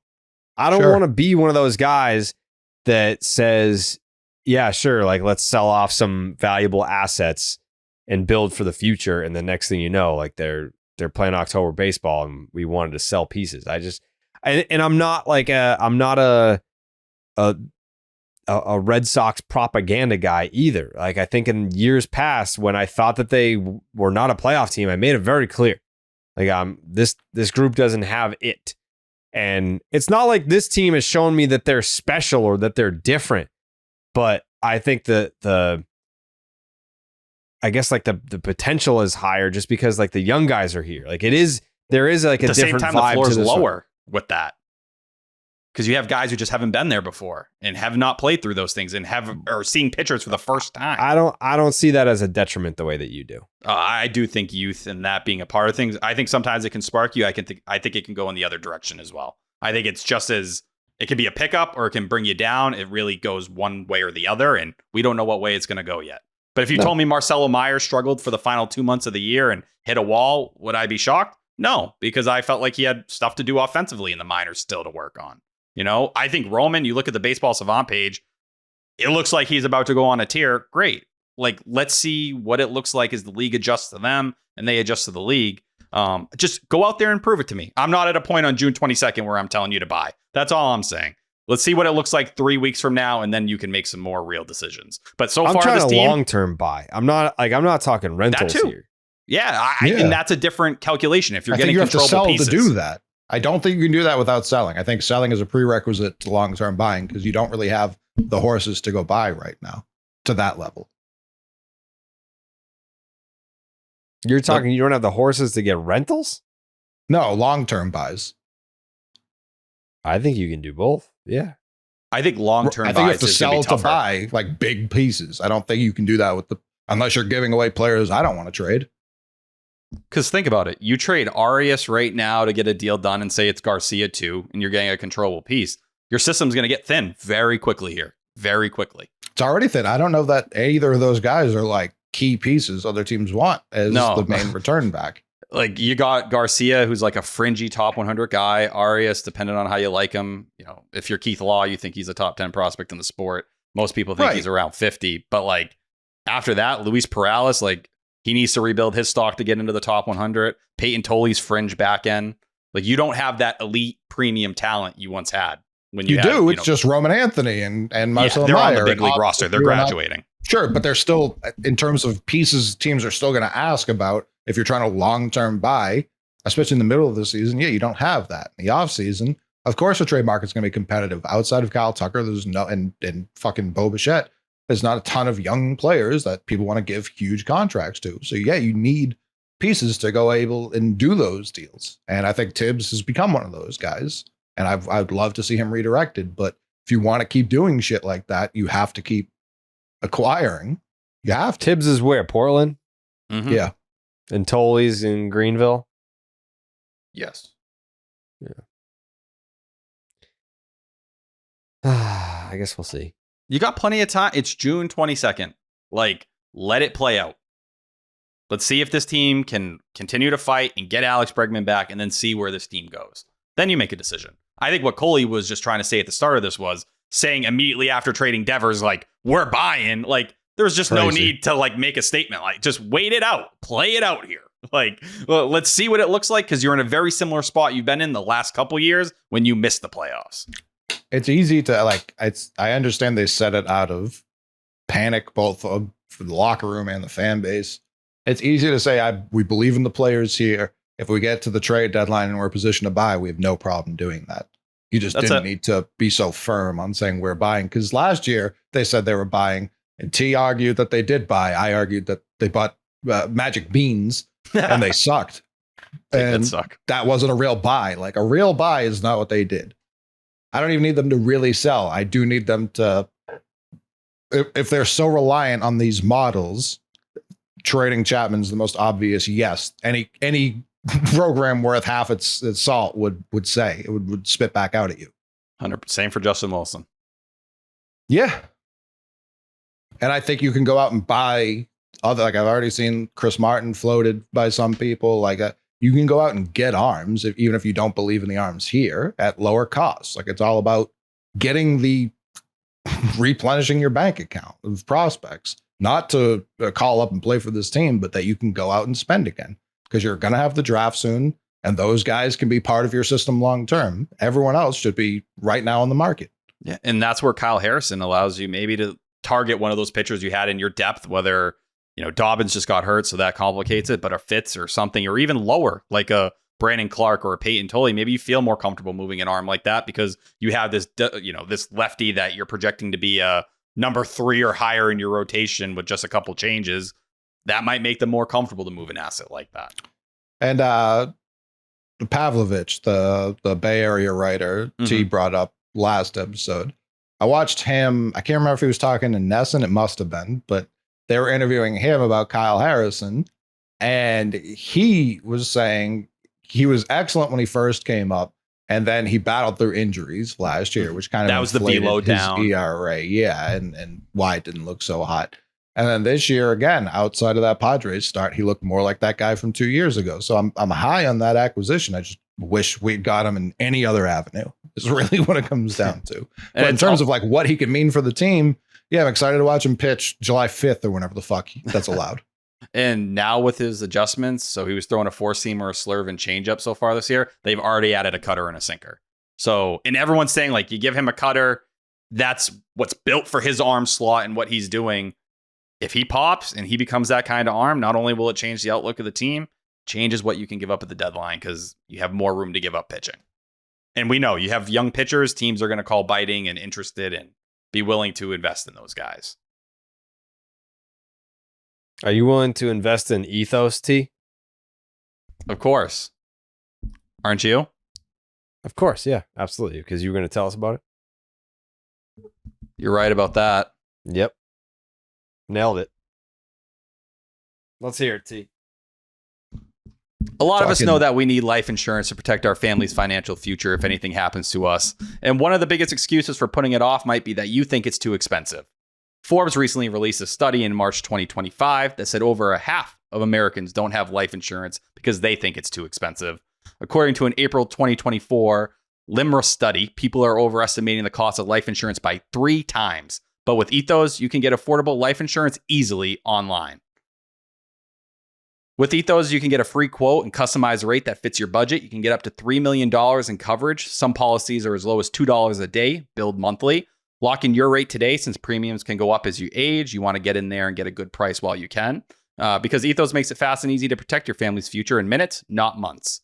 No medical exam required. You just answer a few health questions 100% online. Get a quote in as little as 10 minutes. You can get same-day coverage without ever leaving your house. According to a stat from January 2025 in The Guardian, it can take weeks to get approved with traditional life insurance carriers. I can confirm that. A couple years ago, we went through this with my mom, and she was trying to figure everything out. It was hell trying to do it, but fortunately, coming to Ethos, it's made our life a lot easier. And fortunately, Ethos is a trustworthy company that disrupts the traditional life insurance industry. As of March 2025, Business Insider named Ethos the #1 no medical exam instant life insurance provider. Protect your family with life insurance from Ethos. Get your free quote today at ethos.com/section10. That's ethos.com/section10. Thank you, T. For you, anything. Wow. Okay. Was there anything else that stood out in the San Francisco Giants series?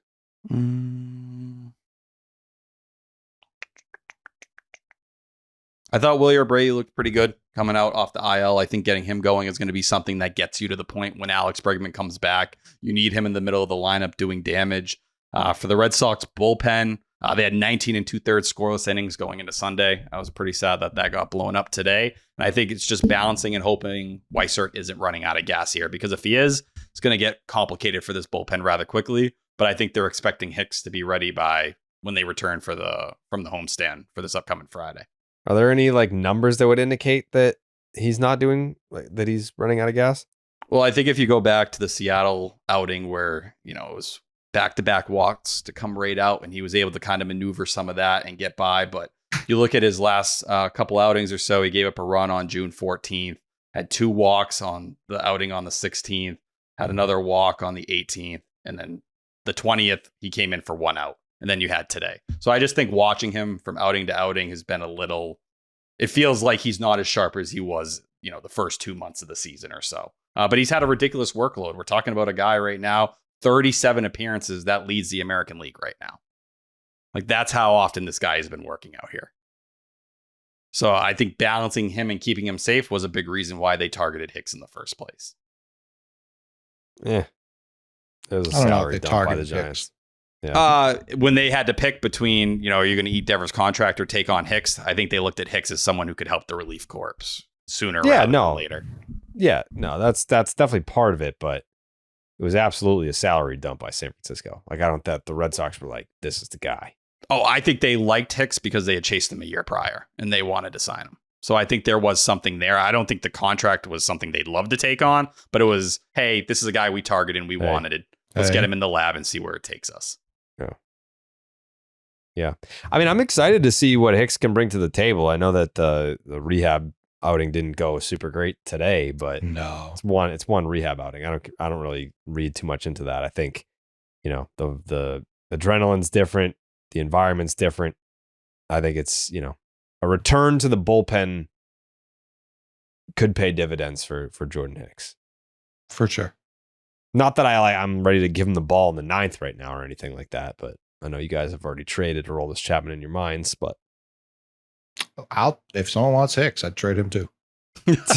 You want to take $12.5 million the next 2 years after that's an easy yes from the McMahon. I do want to give Roman Anthony some flowers though, man. To walk twice back-to-back games, walked in the first game, had the hardest hit ball in the first game. I think it was 112 off the bat.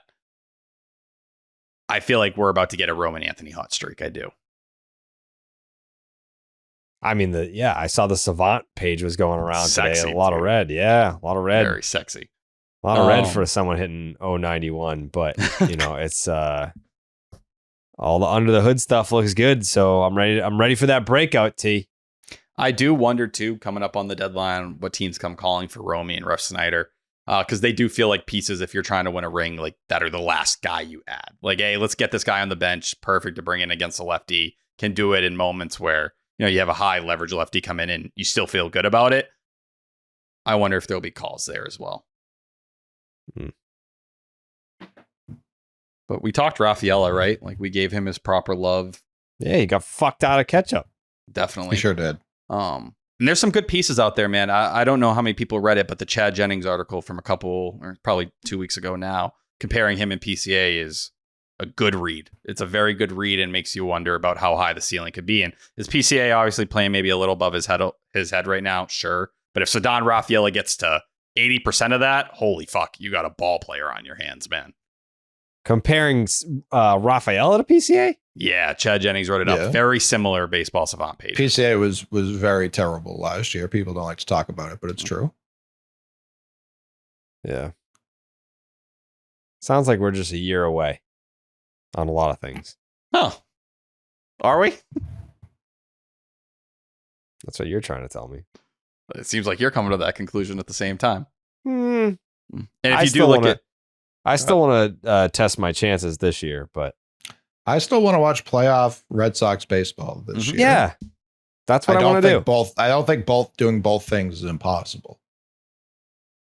That's why they just got to hire the McMahon. I mean, we would be 30 games above 500 if they had hired me. I mean, yeah, like you would have absolutely had Duran shipped out of here in fucking December by the latest. What do you think the response for the team, right? We talk about how there's seemingly some guys that are happy Raffy's gone or using it as a rally cry. Duran? How does the clubhouse look if Duran's moved? Do you think people are hurting? Do you think people are upset? Split again. I think it will be maybe not equally as split, but I think it'll be split again. I don't think anyone likes seeing guys get traded necessarily. I think far more people on the team like Duran than Raffy. I don't know. I'm just thinking about messaging and how young players could take things. That's all. I guess. I mean, I think that the ultimate thing is the Cora seal of approval. If Cora, who had the report that Cora had signed off on the Devers deal, he was like, yeah, see you. I think he just said it. Passon had it in his article. Okay, yeah. So it's like Cora's all in on the Raffy trade. I don't know. Like, I mean, I'll be completely honest. Have not asked him about that. Haven't talked to him about that. Like, hey, who's the odd man out for Roman? Like once everyone's here, who was the guy who DH'd? Jarren Duran. There you go. Wow. Pretty telling, right? Like, as we said, Rafaela's playing too funny. Good. I'm just thinking about it for the first time. It's very funny to be so high on Yoshida, who's been begging to play the field. And they're like, fuck no, definitely not, dude. And they traded Devers because he wouldn't play the field. Like, there's some of that's very funny. Mm-hmm. And even...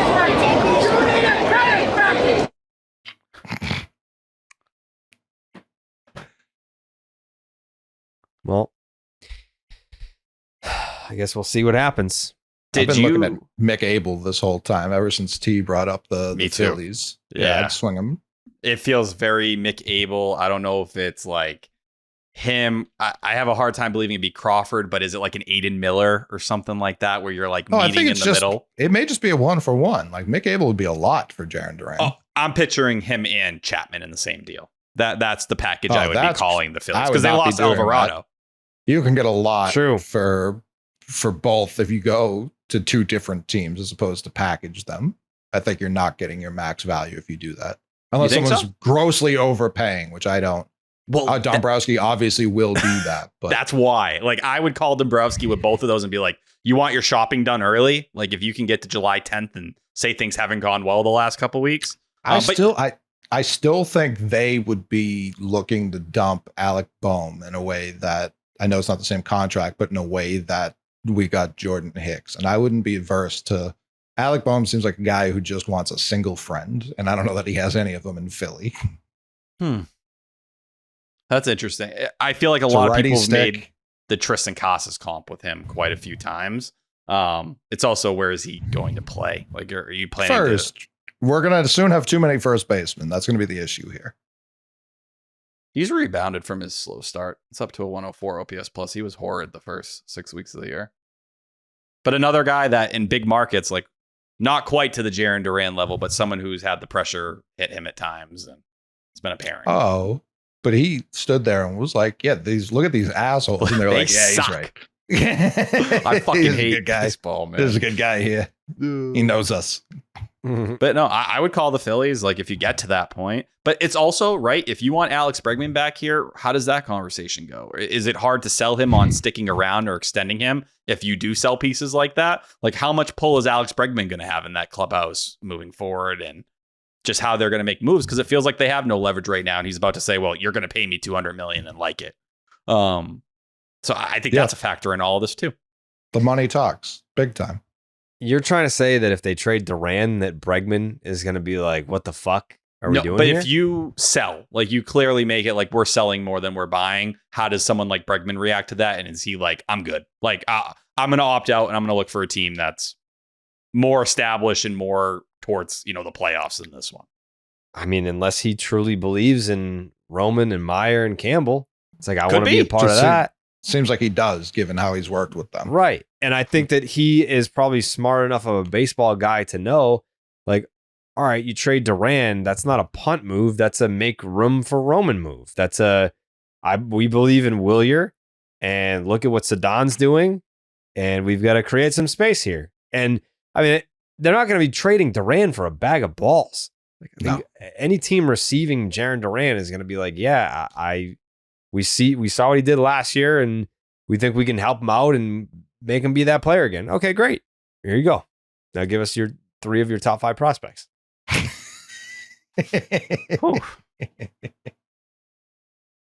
What about Chapman?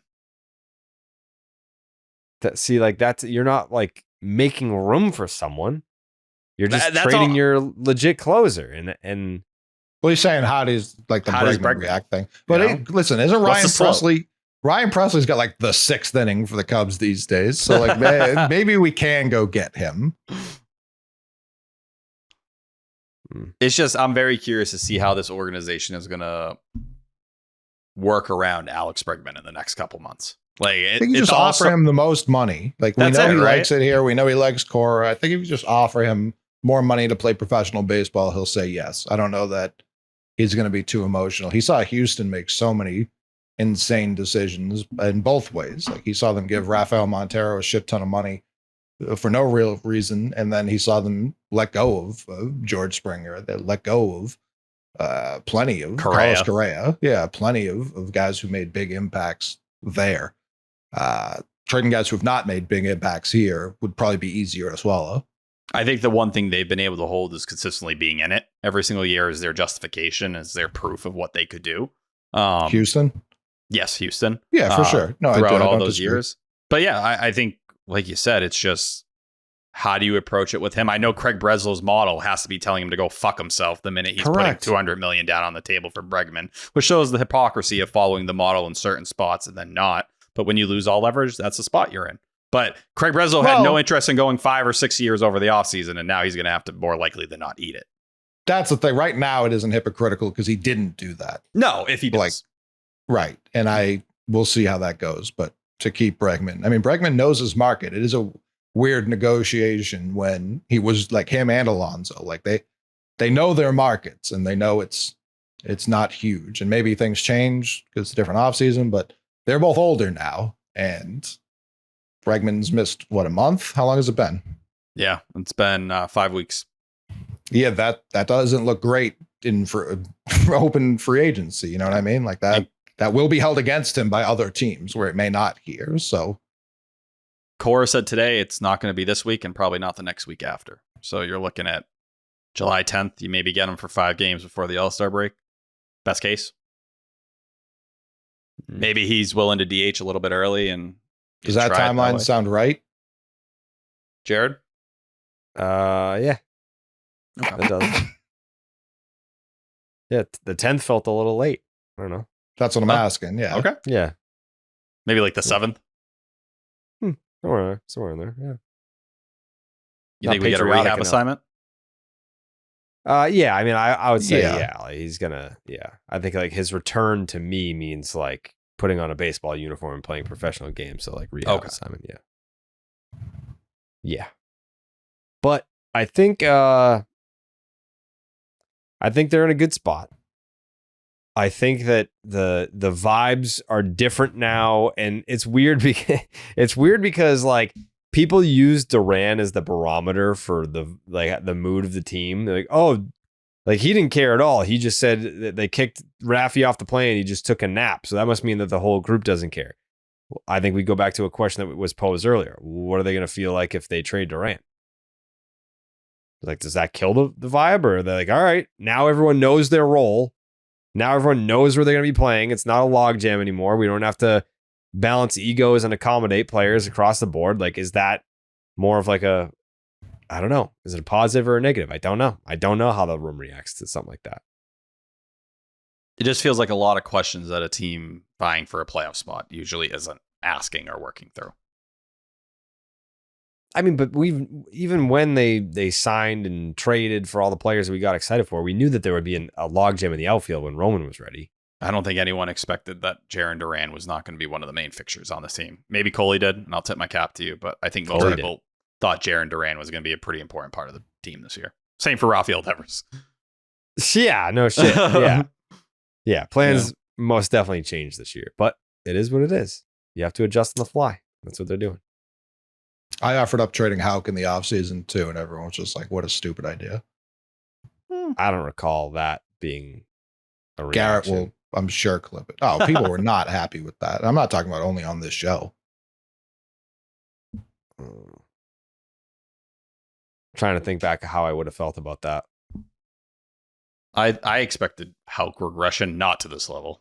I thought he was going to be. No, I didn't think he was going to do 4. this, but I was pitching him on relieving and paying him to do that, like extending him, because I understand why he wouldn't want to do that. Yeah. I'm pretty sure I said he was going to be better this year than he was last year. Yeah. This time. I am curious to see what they do with him in this rotation here and how he slots in. You don't have to worry about Dobbins, obviously, now. Cutter Crawford, the wrist is now a problem, and he's been shut down. So it's no longer the knee. He's dealing with a whole nother problem. How the fuck do you hurt your wrist when you're rehabbing your knee? He was been throwing and he just felt discomfort, and then they were worried it was going to turn into a bigger arm injury. He was walking on his hands, trying to fix his knee. Cranking it, dude, while he was hurt. He went full Reese. Liam Hendrick's name. I legit forgot he was a part of this team. It's crazy they didn't DFA him over Penrod. Completely forgot about him. That was the easiest DFA of all time. Like ahead of Kelly, and Kelly should obviously be DFA'd, but crazy.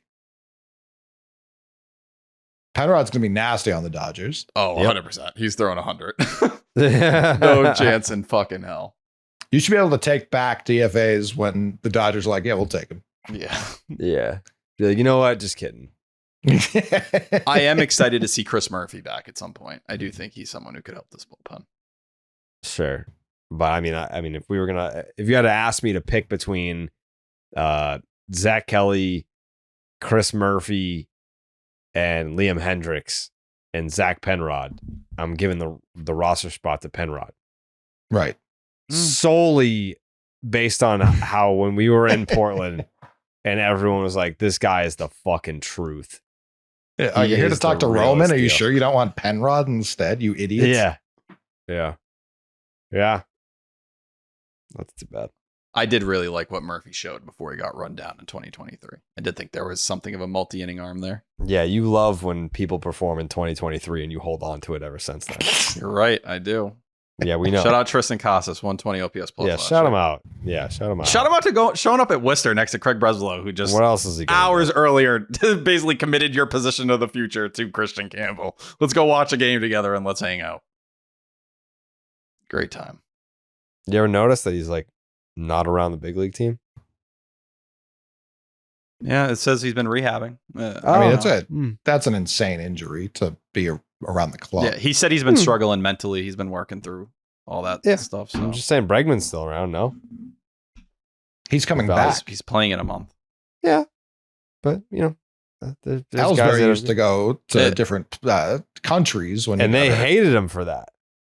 Sure. Are you trying to say they don't want Tristan Casas around, Jared, and that's why? I'm just saying it's just interesting that Bregman is in the dugout and contributing in every way that he possibly can be, and we haven't seen Casas since the injury.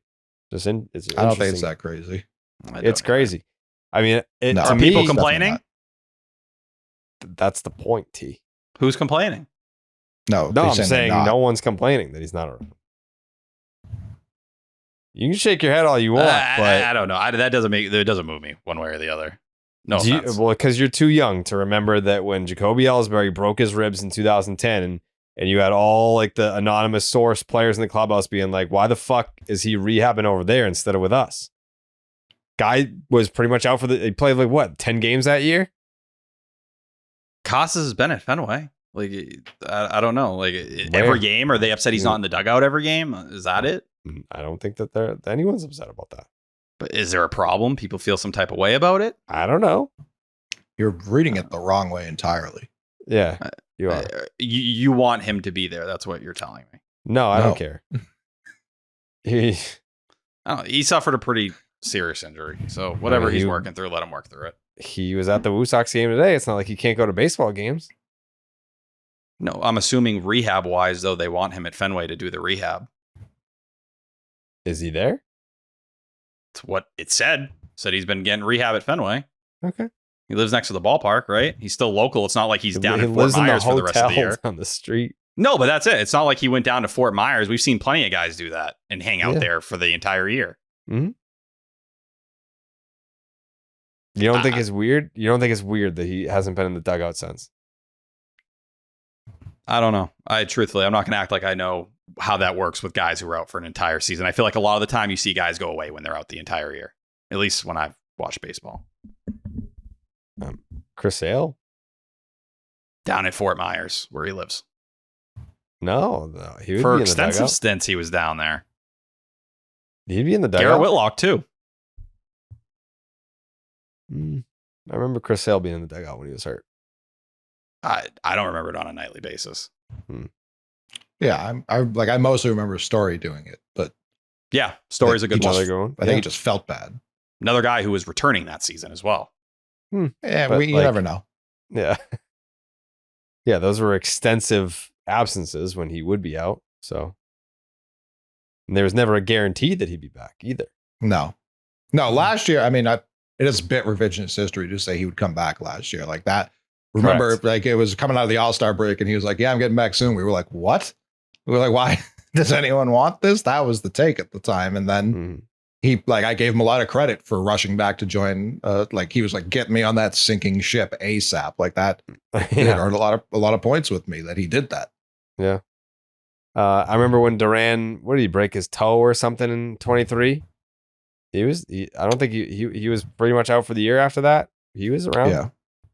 He was on crutches too. He was on crutches. He was still around. Yeah. I don't know. Tristan Casas has talked about he's going through a lot mentally. So I don't know.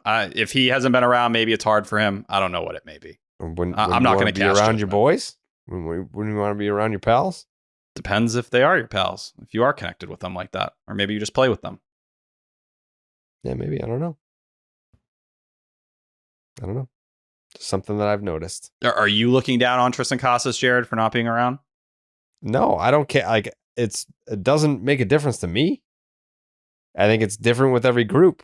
Like the Ellsbury thing, they were mad that he wasn't around. Mm-hmm. I have no idea if this team cares if he's there or not. I have no clue. No one has said a word to me about it. I don't know how much he's around. Maybe he's around pregame. I don't know. I truthfully, I don't know. So I have a hard time speaking on it. Maybe he's around stands before out. the game. I think the Trevor Story one is the most eye opening because it's not like this group like this group in particular cares or doesn't care about a guy that's pretty much out for the year. Like when he did have that shoulder injury, he was cooked. Like he was not coming back. But he was still around. And I think he genuinely felt bad. Like it was another year where he wasn't able to contribute and he wanted to try and sit there. A lot of guys, when they're rehabbing, players across every professional sport, I've heard say, we don't like looking at them because it's hard to look at because that can be you any day. And no one they're almost like treated like a redheaded stepchild when you're rehabbing and out for extended periods of time. So I'm sure it is tough on every player mentally. Mm-hmm. Yeah. But I don't know. I do not know how they feel about that. If Casas were in the dugout during the games, it would be a story in Boston. Like, look at this guy. Look at this me guy. Needs to be on camera. Needs to be front and center. Like, that's how it would get. So there's nothing he can do right. Oh, Nesson's going to him and talking to him for the second time in 2 weeks. Oh, he must have requested this. He wants to chat on TV. He just wants to do that. I don't know. I don't know how much Tristan Casas has been around. I haven't seen any reporting on it. Speaking of reporting, I think I tweeted, I said, it doesn't affect me any personal way. I don't care. But Raffy doing the walk-off interview immediately after getting to San Francisco. So I was kind of asking around. Like, I was like, what? Because I don't remember Raffy doing these at all. I do remember that it was a story that Rosenthal was pissed because he wanted Raffy after the walk-off home run, but then they sent Duran out and he ended up doing it with Duran, but he was pissed.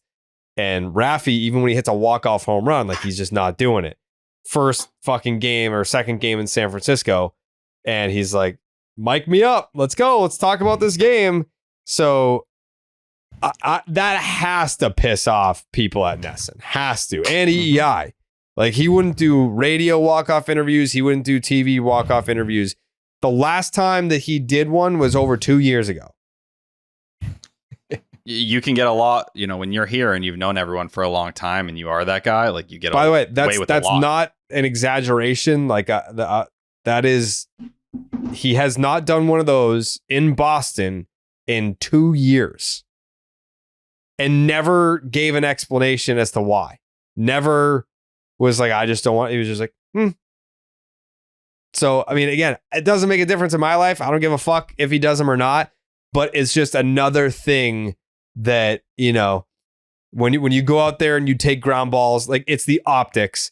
You refuse to play first base for the Red Sox, then that, you've been in San Francisco for 48 hours and you're taking ground balls at first base for them. It's the optics of that. It's, you wouldn't speak to after games for EEI or Nesson, then you go there and you're happy to put on the headset and talk after games. It's like, what could have possibly been so bad that you just were like, fuck this organization? The organization that literally just gave you over $300 million. What was so bad that you were so bitter and it just went out that way? They lied to his face multiple times over the offseason. I can't tell you for 2024. Bro, that's what it is. It just is what it is. That's how he feels. Like no one can tell. Listen, he's in a place where he felt principle-wise, you insulted him and you did things to him that he considers disrespectful when you tell a guy multiple times. Isn't it disrespectful? And I'm not going to borrow the Papi line here. Like Papi was like, it's disrespectful that he showed up fat as fuck. But like, I think it's disrespectful. He's been a top 5 hitter in the sport since April 1st. I don't give a damn what shape he showed up in. He's performed. I'm not talking about that. Isn't it disrespectful that when your teammate goes down for the year and they just ask you to play a little first base? And he's like, if they had asked me in spring training to play first base, then I would have done it. It's like, well, Casas' fucking knee didn't explode in spring training. So that doesn't make any sense. My question would be, was it just asking in general? Would you get reps at first or did it have to be playing first every single day? I don't know. That would be my question. I'm curious. Either way, I think our boy Petey Pumpkins put it the best. Like the more that Devers talks, the less I have an issue with the trade. He's shoving it up everybody's ass because he felt like he wanted to be petty. He wants to laugh at the Red Sox and say, like, you did me wrong. So guess what? I'm going to go here and show you why, like, I'm so great. He's on his best behavior right now. They lied and like the communication was shitty, but like it's not something that should have gotten to this point where now you're doing all this shit to stick it to the Red Sox. I think sticking like he's also like he didn't play first base this series. You know what I mean? I bet you that was a Bob Melvin thing. Like, let's not make this a thing. I bet you if Bob Melvin put a lineup card out on Friday night with Rafael Devers at first base, he'd be out there happy as can be at first base. I believe because Bob Melvin is not that type of guy that would want to create a media shitstorm and like a negative perception or anything like that. Like, I'm sure if he asked Raffy to play first base, he would have been at first base on Friday, no problem. I do think he's a little concerned about playing over there and it going not well, based on some of the reporting we've seen and him struggling and looking like an idiot out there. I do think there's a little stinks bit of that. At defense. Like, that's not news to anyone. But I also think it's like the Red Sox knew he'd say no. He said no to DHing. I think they just handed him a first baseman's glove and said, you do this. He would have done it. I think their model said we don't pay first baseman or DHs this much money. It's that simple. It's also like, I think even the conversation about like the Casas stuff, like, yeah, he acted like a diva afterwards. There's no other way to frame it. Red Sox were trying to move him in spring training. We have reporting on it now. So like they were clearly looking for whatever way they could get out from underneath the contract. Like they were more than willing to talk about it during spring training before any of the Casas stuff happened. So acting like that was like they were fully doing everything to keep him here. No, they were talking during spring training and open to moving him then. So like, it's just a guy who wants a rotational DH, a guy in Breslow who does not love the contract and his model doesn't like it. And so I think they were willing to keep their options open. And when Devers made it more uncomfortable and more unbearable, they were willing to make a deal, even if it wasn't the best package, as Greg Breslow has told us. But I do think one of the things in that Passan article that annoyed me, or it felt like it came straight from Alex Cora as a way to dissolve himself of any blame, the fact that he texted Devers to meet with him over the offseason, which credit to Passan, mentioned in the article, Devers is off the grid during those times of the year, not super into it. Alex Cora and Rafael Devers were in spring training since the middle of January. You could have had a conversation then. You chose not to. That's all. That's it. That's the truth. It wasn't mentioned in that article, and I don't blame Passan for not knowing that. Rafael Devers was in spring training in the middle of January. He was there. He was there for a month before you signed Alex Bregman. So he was seeing those people every single day. So acting like you couldn't get a hold of him or you couldn't talk to him when he had already talked to officials and they told him something different, that's not a thing for me. I'm not giving any, he should have answered Cora's text. Like, no, you had the chance to talk to him. By the way, I will add this. How do I phrase this? Let's just say I'll put it this way. Someone who would know told me that he changes his number every 3 months. So that would explain why Papi was sending him text messages that weren't getting answered and why the Red Sox hey, we'd love to come out and see you. And they're just not getting a response. Like he's weird like that. I think that part of it is not like a deliberate, I'm ignoring you. It's you might not have the right phone number. He's just fucking all over the place, and he's just like, block, next. Yeah. Well, it's also, this is the guy you paid. You know how he is like during the offseason. Don't act shocked when that guy is the guy he's always been. Like that's just it's very, and Jared's going to get this and love it. It's very what the Minnesota Timberwolves did when they gave Andrew Wiggins a max extension. They're like, exactly. Wiggins, you're going to be practicing super hard and you're going to try, right? And he was like, sure. And then he didn't. He was the exact same guy he was before he got the extension. Devers was the exact same guy they gave the money to. It was just a different regime that traded him. Like I very much feel like that's the only thing that this was. It doesn't that the spring training, the fact that they were willing to deal him then and talking about it, tell you all you need to know. That was before some crazy John Henry meeting. That was before all of that. The fact that you were already willing to discuss the guy that you had as your franchise star, the guy you gave the big deal, just tells you what they thought of the contract. By the way, they've spun this John Henry thing into like the ultimate, like John Henry smacked him across the face, Cole. Well, no, not even that. They've acted like he got on hands and knees and begged him. That was very much, I'm going to if you're a puppy, I'm going to push your nose in the carpet. Like that was very much a scalding, not a please do us a favor thing. Like that.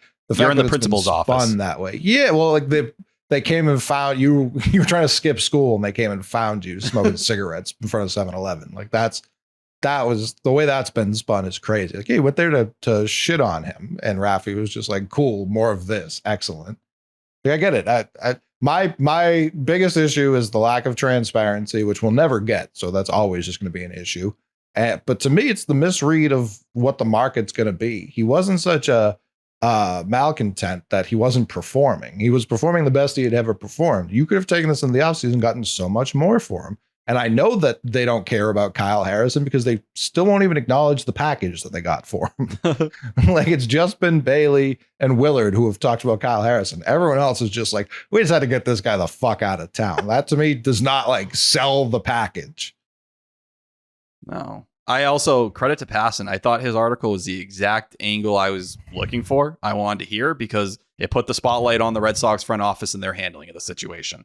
All the way down to the bottom, to the point that good organizations don't get to the point of this unless you have serious communication issues and that kind of stuff existing in your front office. Like, credit to Passon for squaring this entire situation the right way, because that's how it should be viewed. He's had some weird ones tonight. He has. I've let a lot slide. The bottom. Really? The bottom. I couldn't let that go. Yeah, you said something. I corrected you and no one else caught it, but like you used a word completely wrong at one point. My mechanics might be off tonight. Yeah, you're on drugs, dude. Yeah, you're an addict. I'm working through it. Through it. Yeah, you're not. Do you guys, I think you said, Jared, on Twitter that you thought Breslow's time was kind of ticking after that article. Do you still feel that way? I don't. It should be. I don't trust that it is, because it is. Put it this way, right? I think that Breslow is an awful communicator. He's now just realizing it. He's not a very well-liked guy within his own front office. But like, I think the Red Sox are smart enough to know that if they fired Craig Breslow, they would look bad, not him. Like, it wouldn't be looked at as, man, Craig Breslow got fired. What a loser. It would be, oh, the Red Sox fired another chief baseball officer. Good luck to the next schmuck that comes in there and takes that job. Like, nice year and a half tenure you're gonna have. Like, all the fire will come on the Red Sox ownership for, I guess, like making another bad decision or not sticking with the guy, not letting someone fulfill the plan that they intended to work through. I don't know. So I think that like the Red Sox are smart enough to know, like, we can't just fire a guy right now. If you fire him right now, you have to hire Alex Cora, because who the hell else is going to take the job? Unless you're going to go, Coley. Unless you're going to go even deeper into, we know they wanted Breslow to be essentially their director of pitching. And they looked around at the options. They thought Breslow had the highest ceiling out there. And they were like, all right, we'll go through the growing pains. You're watching the growing pains right now. But I think it's also fair to acknowledge he's had a lot of good moves too. Acting like the Narvaez or the Bregman or the Chapman or the Wilson stuff. Yeah, you're not giving him credit for the Bregman. Why wouldn't I give him credit for? Because he didn't want Definitely not. That was a John Henry swoop. And he went public. He went public with that. How much he did not want to do that. However you want to distribute credit for whatever it may be. You can say, all right, he's made good moves. He doesn't get the Bregman one.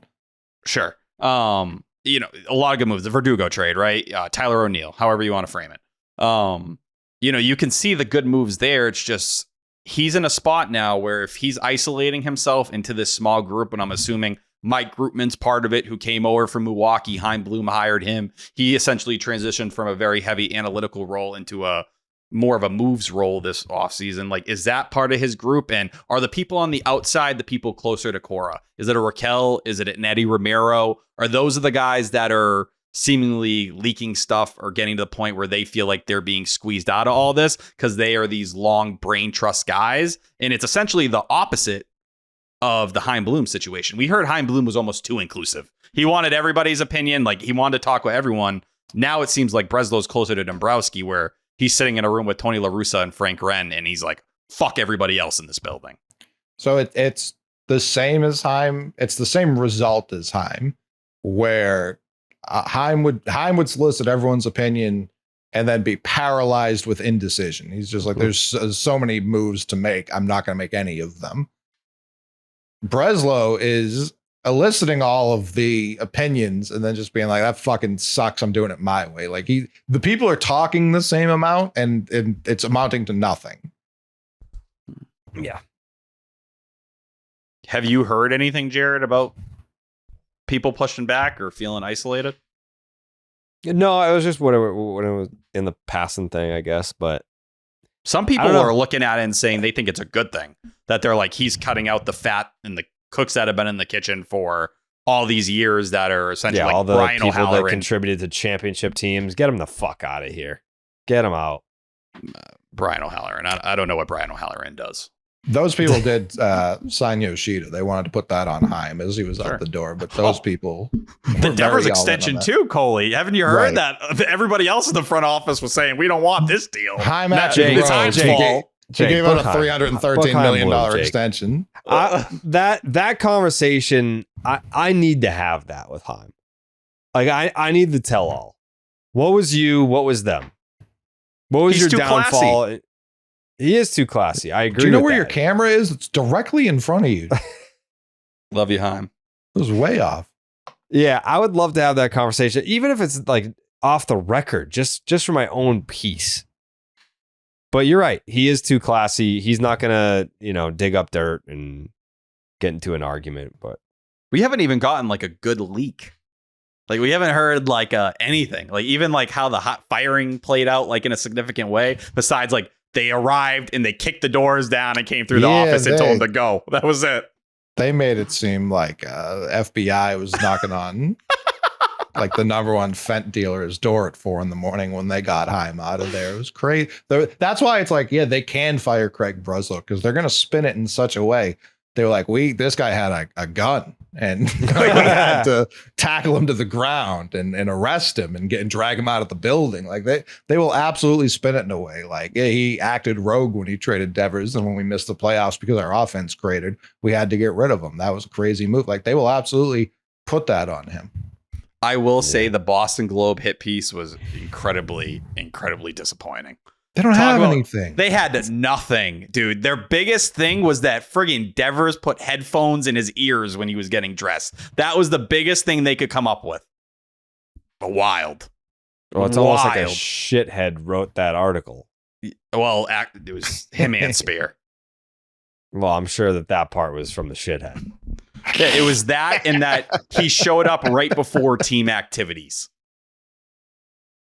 Those were the two slanderous nuggets in there. He wasn't fucking Mr. Red Sox. Like I don't need every player to be. He was very good. He was doing the job he was paid for. They didn't want to pay him for that job anymore. They traded him. I would rather they lean into like Kyle Harrison's going to be the number 2 of the next decade. Him and Crochet are going to be devastating at the top of this. But they're not. They're not saying that.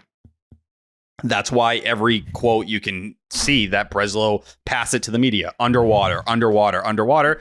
Just say it's the model. Say that's why you shopped him during spring training, because you were ready to move off of him. You're just looking for a reason. That's it. You got a reason. Fine. Yeah. And Pedro, God love him. Shout him out. Shout out Pedro, dude. Love him. Jared found quite a jersey. I'm shocked you're not wearing it. So I'm fucking hot because I just burned like 3/4 of my body. But long story short, went to the beach with Train and the girls this morning, and it was freezing when we showed up. So she was like, "Do you have anything that I can wear in your car?" So I popped the trunk, and not since the 2018 World Series has this thing seen the light of day, but I had my Red Sox like 2003 bullpen jacket. And I was like, here you go. Here's the holy grail of what you could be wearing when you're cold. Had that in there. And then I had a trash bag full of clothes, probably from like cleaning out like all the clothes in my parents' house. Completely forgot that I had this. I was like a kid on Christmas when I saw it, because I was like, this, I've never worn it. I've never had the opportunity to wear it. It is a Pedro Martinez hockey jersey. Yeah. It's a white 2004 World Series champions Pedro Martinez hockey jersey. And I threw this thing on and I couldn't have FaceTime Coley fast enough. It was 9 a.m. on a Sunday. No idea if he's awake or not. I couldn't wait to call him. So I fucking call him up and I was setting the stage. I told him everything and I was like, look what I got on, dude. Fucking handed the phone off to one of the girls. I was like, get the back. Let him see the back too. Just did a whole thing and I'll be wearing it. Maybe the next time that it's like, next time it gets like 60 or below, I'm wearing that thing. Okay. Yeah. No, it's great. It's sick. Great jersey. Oh, one of the best that I own. It's just crazy you haven't opened a bag in your trunk in 7 years. Yeah. Well, that's too many years to have a closed bag in the trunk. I think that's crazy. Like, what else is in that bag? I don't know. That was the first thing that I saw when I opened it. So it's crazy you didn't keep digging. It's crazy. Yeah. Well, I mean, you see that. You're like, yep, this is what I'm putting on right now. I have no idea what else is in there. No clue. Not a clue. So I'm sure there's some cool shit in there. And the bag started off strong. You gotta give it some run. You gotta give the bag some run. Yeah. I gotta pop that trunk tomorrow and see what's up. Crazy. I use my trunk every day. I use the trunk. I didn't say I don't use the trunk. I just haven't opened the bag. I sleep in my trunk. That's believable. That's why your back sucks. Yeah. The RAV4, though, I've made a bed in there. First time I ever recorded with Jared in person when I met him. I slept in my car that night. I had to go to work. I figured. Score some H. That's true. The man that banged on my window at 4 a.m. was very excited to see me. What? I think he wanted to explore my body. Fornicate? That too. It was known as an area in the corner, I think, where homeless people had sex. Oh. All right. Shout out Dorchester. Yeah, shout out the dog. Shout it out. Shout it out, dude. All right, anything else? It's okay to say no. I was no last time you asked. Huh? I was no last time you asked. Yeah, he's just ago. Like, oh, and then fucking this thing happened. I feel like I'm forgetting something. I don't know. It's just maybe not. No. I just need the war to end. Iran? Between Papi and Pedro. No, I don't care about that one. Oh. We need a united Dominican. Well, yeah, we need our Dominican legends. That's on you. I'm gonna You're broker the face of the DR. I understand that, and that's why I feel like I'm at the epicenter of this. You know, like having Papi feel one way, Pedro feeling another way. I asked Manny what he thought about it, and those comments went viral as well. He's Team Pedro. Yeah, So I don't like this. There needs to be unity in the Dominican right now. It feels like me and Papi versus Manny and Pedro, and we need to have the the Dominican quartet needs to unite again. I will say I tried to watch the live stream. I didn't understand anything that was going on, but the comments underneath, I was shocked to see so many people from the DR crapping on Papi and supporting Devers as strongly as they were. It was loud. It was clear. It was not a minority. It was the majority. I don't think I saw a single comment in support of David Ortiz for what he was saying. Well, it's like it feels like Red Sox fans are really sided with Ortiz, which is super understandable because he's David Ortiz. It's weird to not side with David Ortiz. And the DR, when Pedro says the other thing, I can understand where they're just like, we're on Pedro's side. Yeah, we need to fix this. It's a very uncomfortable situation. We need to broker some truths. It's just why do that live stream? No one could have thought that was a good idea. I just feel like that's kind of their thing. Tweaking out and showing text messages like a bitter ex-girlfriend is not a good look. But like you're a little white boy though. Like you don't get it. Like what does that mean? I'm from the Bronx. You're a gringo over here. Yeah, you're a legit gringo, dude. Like in the DR, we fucking live stream and we air our grievances. That's how we handle our business. Right. You like write country songs and cry and shit. Type shit. Yeah.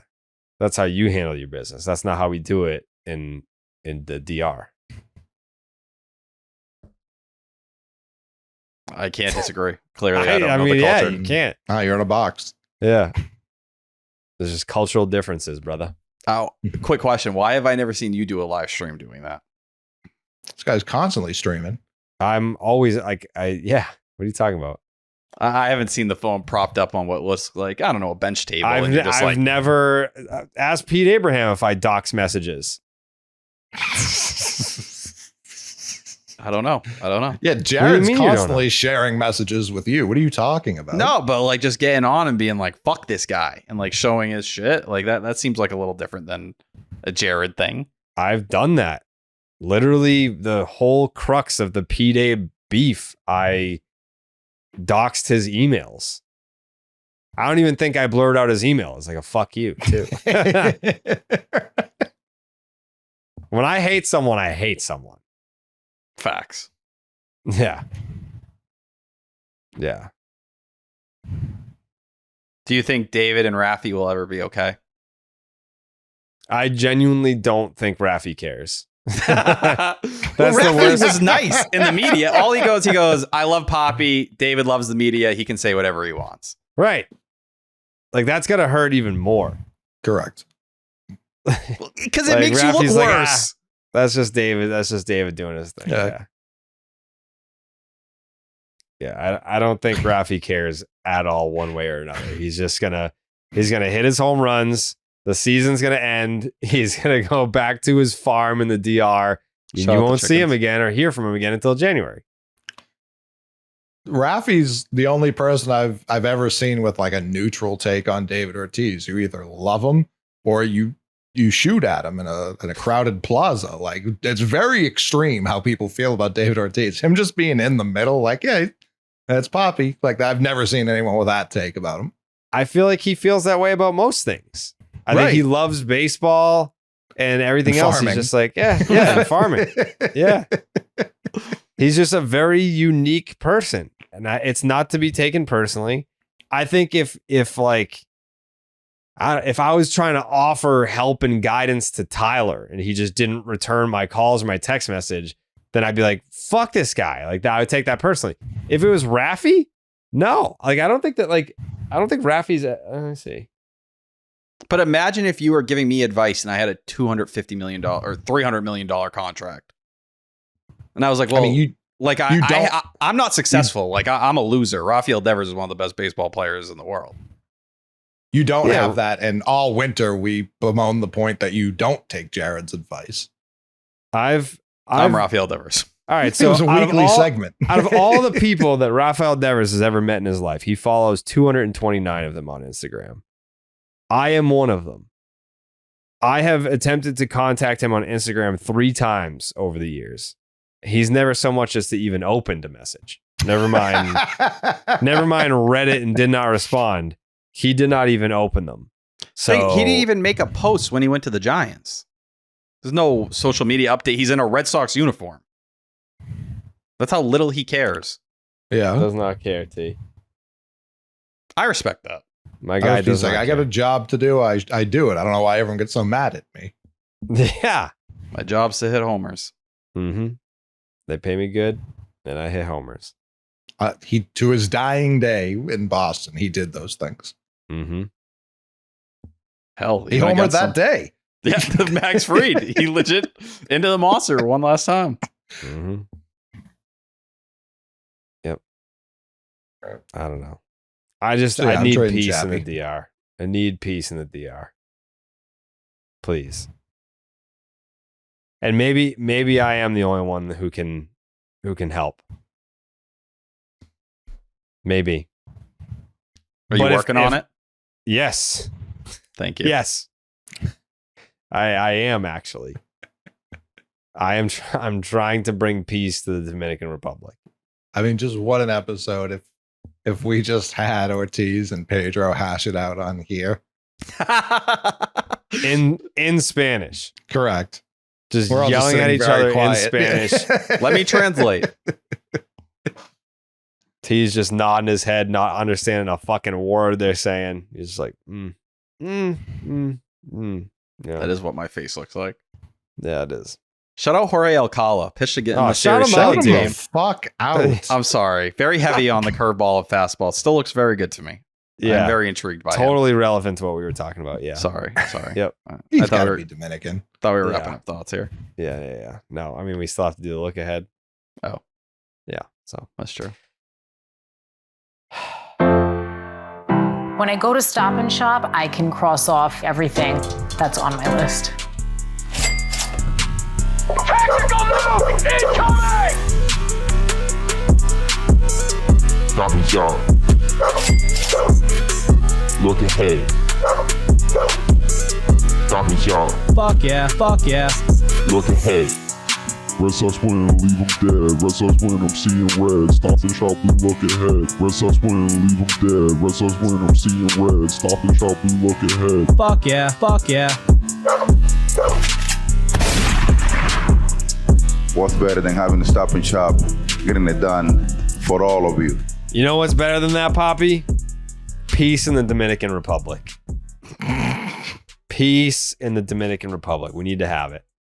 I wish I'm not Devers gonna had be able to sleep responded to tonight. him right when he showed the phone. That's what I wish happened. I wish he just had a notification pop up and Devers was just like, sup. Checking in Was from good. San Francisco. How you I been? think he's legit just upset partially too that like, and it's not like Devers is going to hit up Barry Bonds like for advice or whatever it may be. I think that hurt him a lot. Like, What? oh, you're hanging around with Barry now? Like, no, he's doing it for the first 2 days he's there. I mean, Barry just showed up. Like, it's not like Devers called him up and was like, "Hey, man, can you help me with my swing?" Like, he doesn't need help right now. He's Devers Rafael showing Devers. like a 7-year text thread with Barry Bonds would be very funny. It's like, this has always been my guy. he just shows like his favorites and his contacts, and it's just like only Barry Bonds. Yeah. Well. Stop and Shop, look ahead. Brought to you by Stop and Shop. Head on down to Stop and Shop right now, and you can get 10 cents off your tangerines when you buy at least 5 pounds of tangerines only at Stop and Shop. I fucking hate these late games, but at least it's 9:38 instead of 10:15, right? You know, don't hate that. Low key, a big difference. Yeah, it's the Angels, the Los Angeles Angels of Anaheim. Walker Buehler goes, how the fuck do you say, how do you say this guy's name? Hold on. Now they're I going to wasn't lose this game. No, Is- no. Walker Try Buehler pronouncing it nicely. Walker Buehler versus Jack Cockenwitz. Honestly, I think that's how I would have pronounced it too. That's a loss. Fuck. How do you say this guy's name? I got you. Jack Cockhammer. Kohanowitz.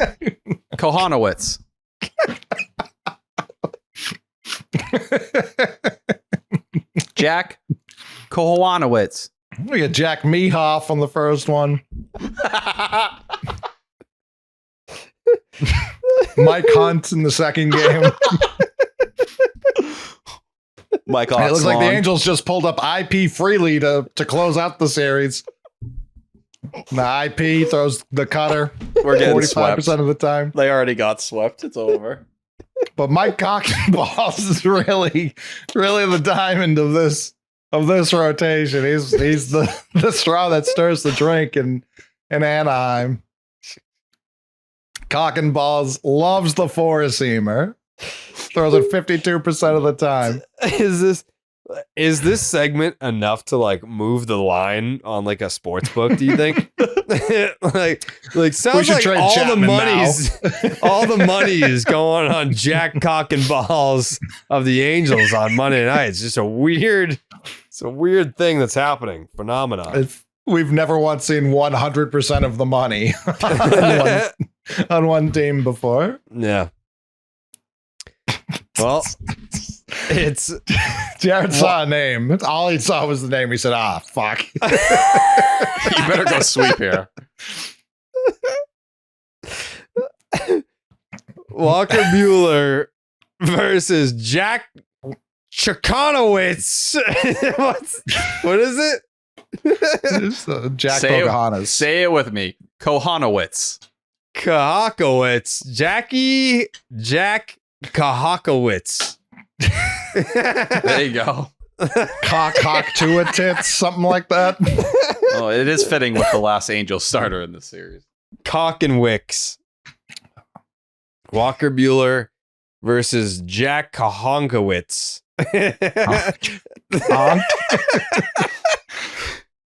Jack Honkin' Tits, we got.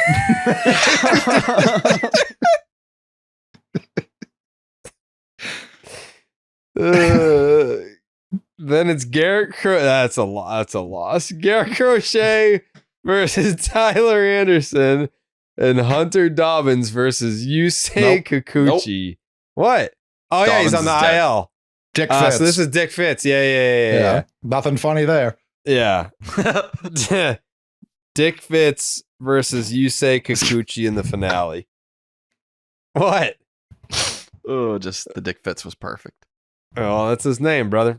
Game 1.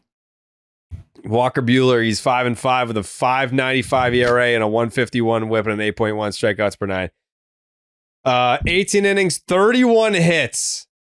His last 4 games.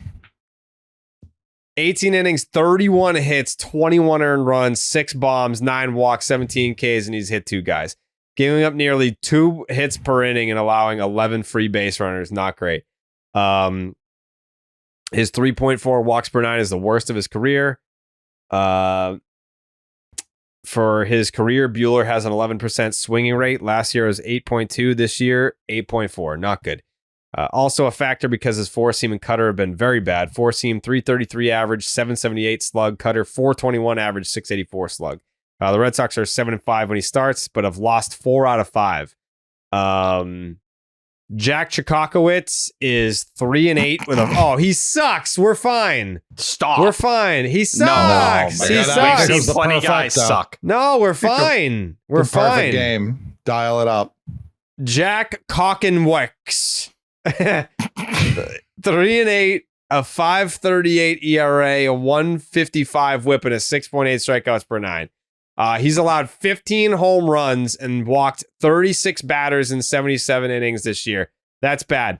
He's actually been worse than his season stats over his last 6 starts. 6.59 ERA, a 6.50 FIP.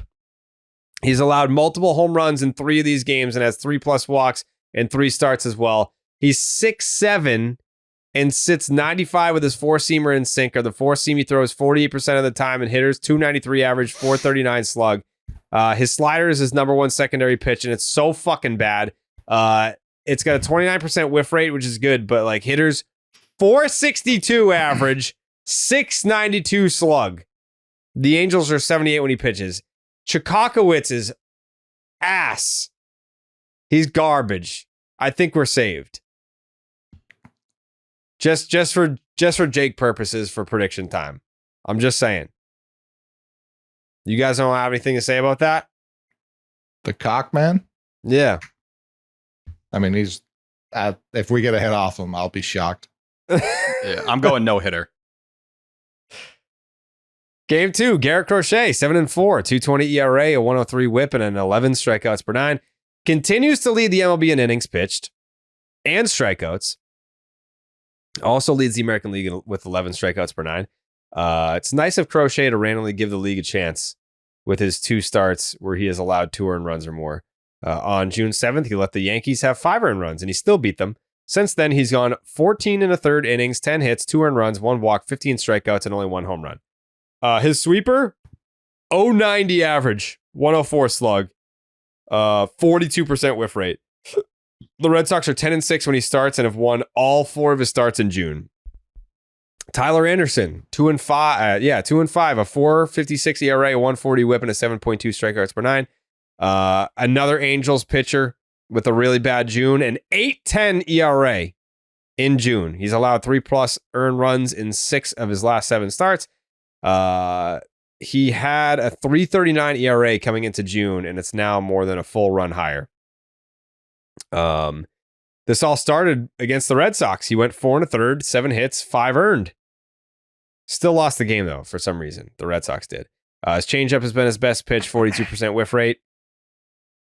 Most interesting thing is he has reverse splits, and lefties hammer him. Lefties, 316 with an OPS over 1,000. Righties, 231, 697 OPS. The Angels are 9-6 when he starts, but they have lost 3 in a row. Dick Fitz. I mean, what can we say about Dick Fitz that we haven't already said? You know? 2 out of his 3 starts down while he was building back up were not very good, but his last outing down there was 5 scoreless innings. He struck out 3, hit 2 batters, but no walks. There you go. He's 0-3 with a 4.71 ERA. That was after like one or a couple blow-up starts when he was basically rehabbing, which is not. It was the Angels. He had really good numbers before that.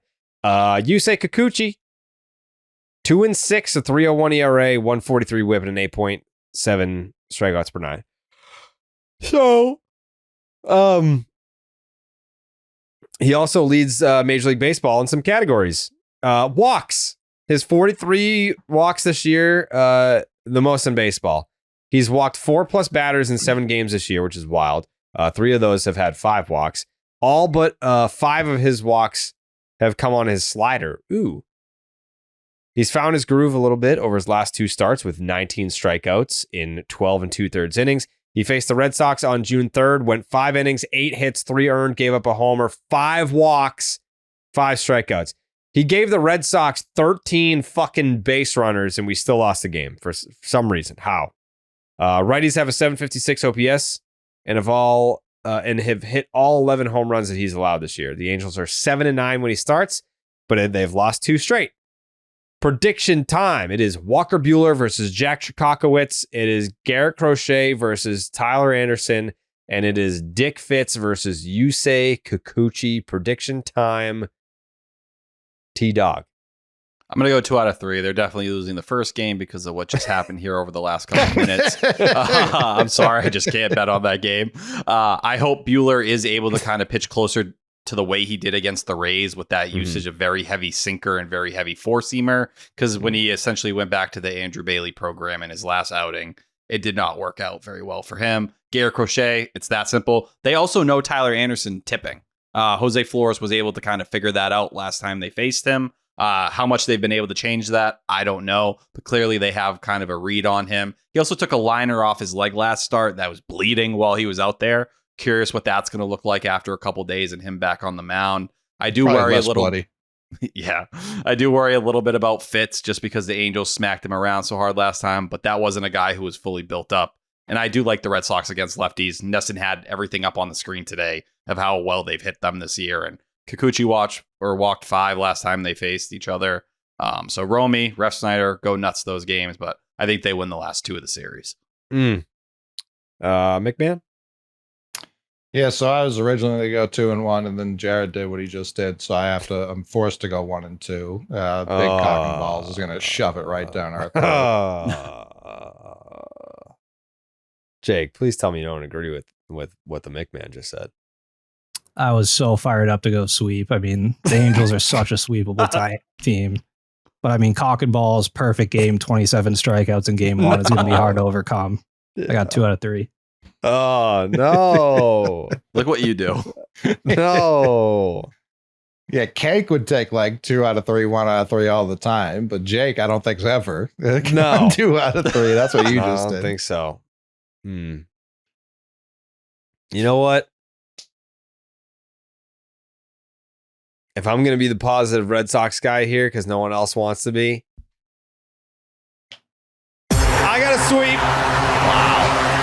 They're taking all 3. We just got Cock and balls is going down. You know what? Stevie P guarantee Jack Chikakowicz is not making it out of the 3rd inning. He's not making it out of the 3rd inning. Send him back to the showers. So what? See? What happens if he does go past 3 innings? Congratulations to him. Who gives a fuck? I don't know. He won't. I didn't He know. just guaranteed. Did you not hear him? He dropped an Yeah, SPG just Stevie P on your guaranteed ass. it. He's not making it out of the 3rd inning. I just didn't know if we get to like torture you or something if he didn't. Why do you want to torture me? I don't Feels know. like an aggressive. Yeah. Yeah, that's crazy. I want to see you in a vulnerable position. Like asshole agape? What do you mean? Yeah, I what don't do you know. mean by that? I haven't really thought it out. Well, it sounds I like you said like, what I was started feeling. to like think about it. Yeah. I'll let it develop. All right. All right. All right, sounds good. If you're out on the West Coast, you want to see these games, Game Time makes getting tickets faster and easier. Prices on the Game Time app actually go down the closer that it gets the first pitch. They have killer last-minute deals, views from your seat, and their lowest price guarantee. I've never been to Angel Stadium. Never been.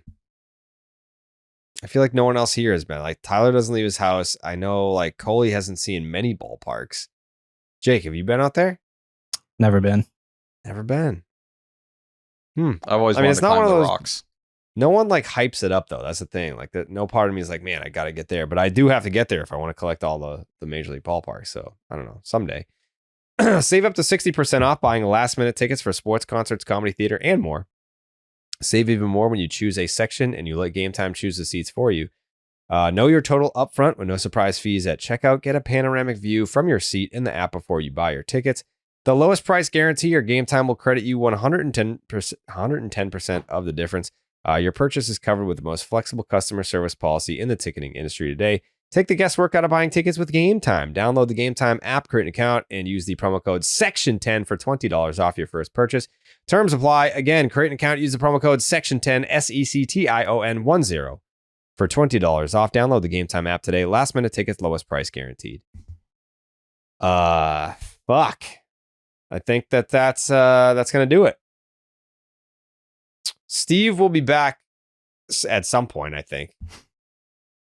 Well, you guarantee it. He died. I'm going to Stevie P guarantee that Steve is going to be back at some point. That's big. Mm-hmm. His last show was not his last show. Stevie P guarantee. Mm-hmm. Yeah. Tyler, any riveting final thoughts today? What do you mean by that?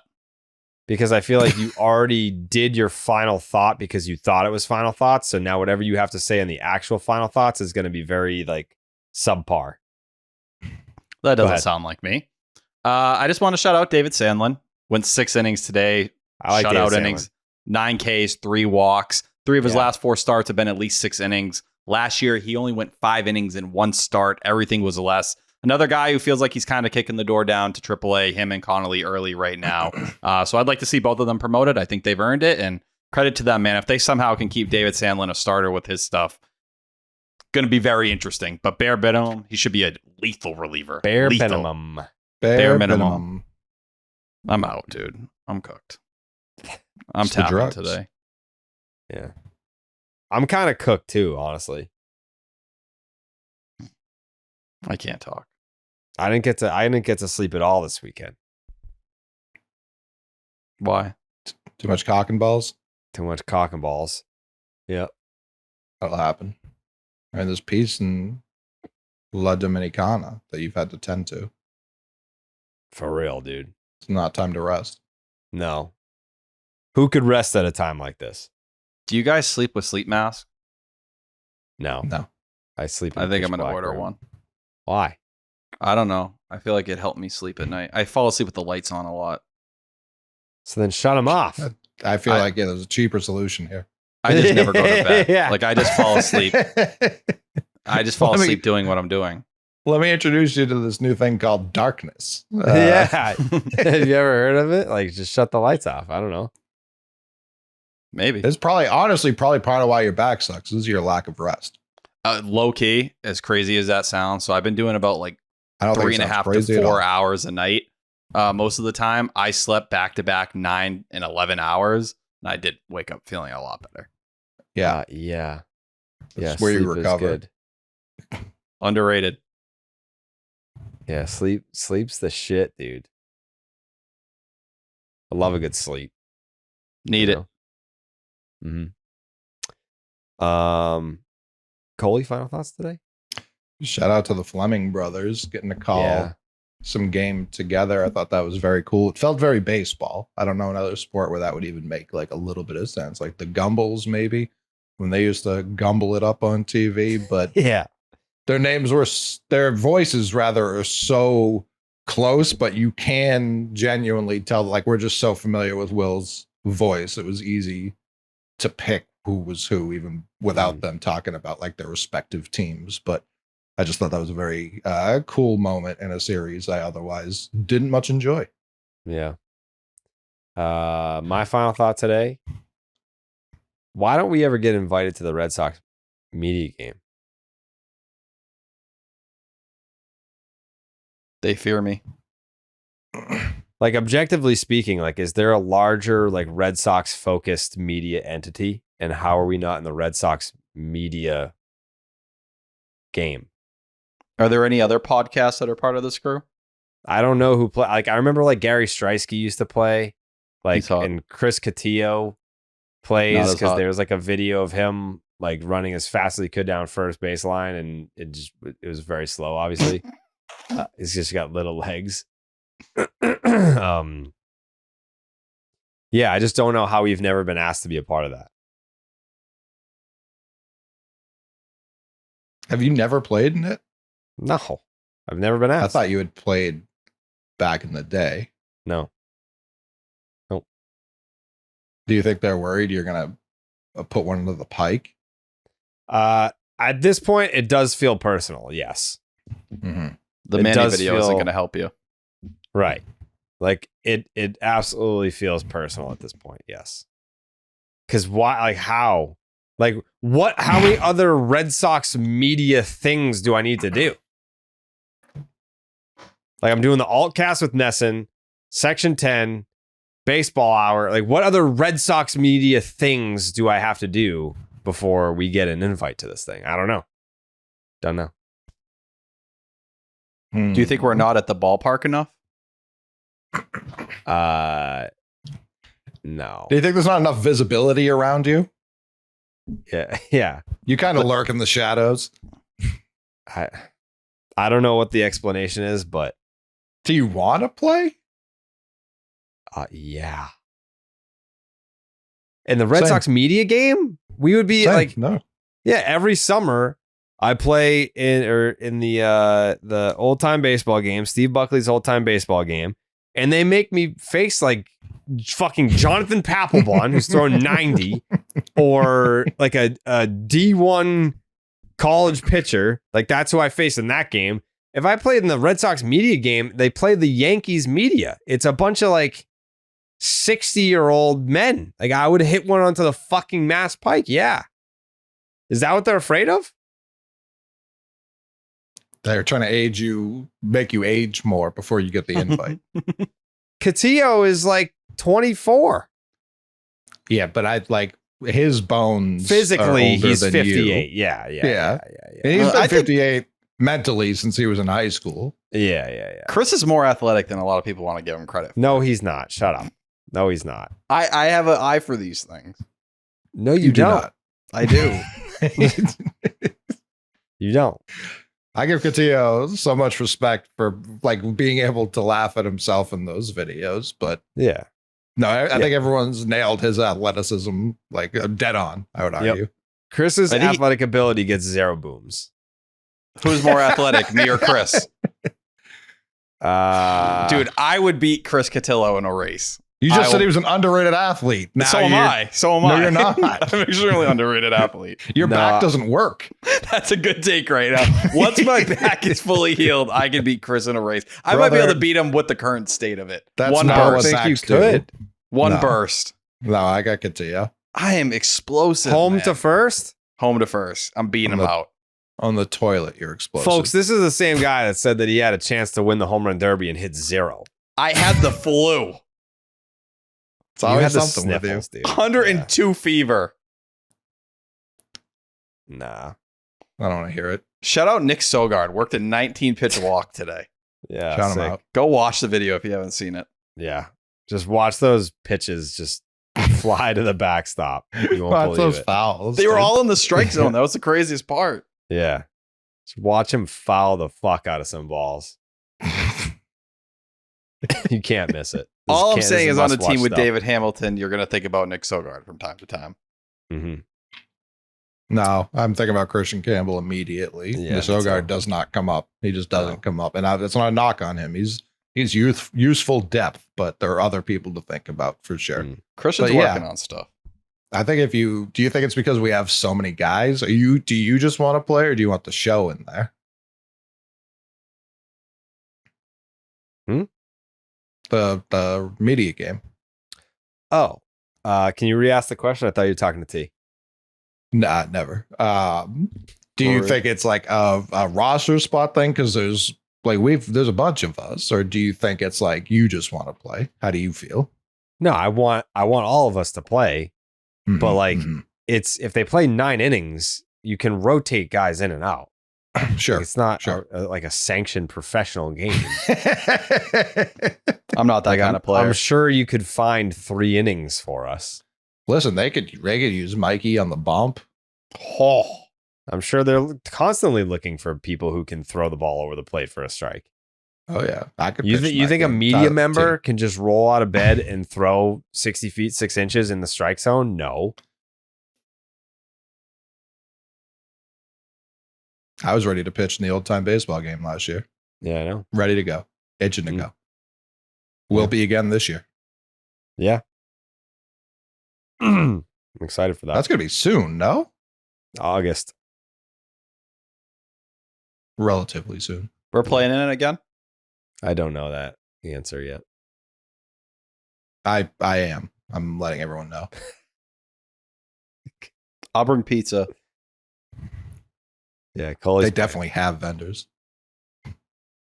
Yeah, they might. Let me make my money. Jake's takes. Playback stream was awesome on Friday night. Thanks to everybody who tuned in. I think a little bit too much hole for everybody's liking, so we'll try to get that cleaned up for next time. Yeah. Thank you, Disagree. Jake. Yeah, the rally hole was, I mean, without that, we'd probably get swept. Riley Hole would have got some votes and Ketchup. Would have got some Yeah. packets. I'm just throwing it out there, no pressure. But I mean, I don't know. Do we want to do another one this week? Yeah. When makes the most sense? The Angels series would be a bad time because of how late the games are, right? For sure. Yeah, but we have to podcast anyway. It's not like we're not going to be up anyway.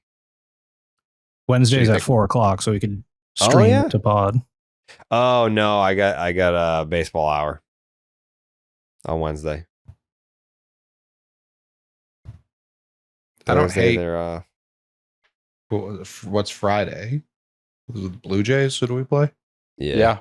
Friday at 7.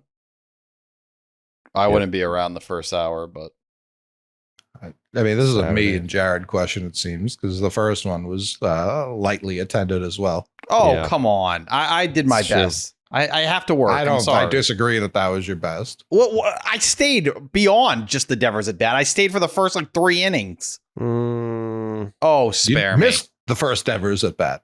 Yeah, you did. You came after. But I stayed. Mm-hmm. We'll figure it out. We'll let the people know. We have Tito But it at the was start of fun. next week. It was fun to do that, so we will definitely be doing more of those. All right. Thank you guys for watching and listening. No views this week. Wow. Yeah, no views this week. I think we're back at the end of the month. So by the time we get back on, the Devers trade will be old news. So whatever. All right. Enjoy the Angel series. We'll be back on Wednesday night, Thursday morning. Another Thursday off day for you guys. And Steve will be back now that basketball's over and the fucking Jaws re-release or whatever that was. I don't know. We'll see you then. Bloop, doop, doop. Buenas noches, amigos.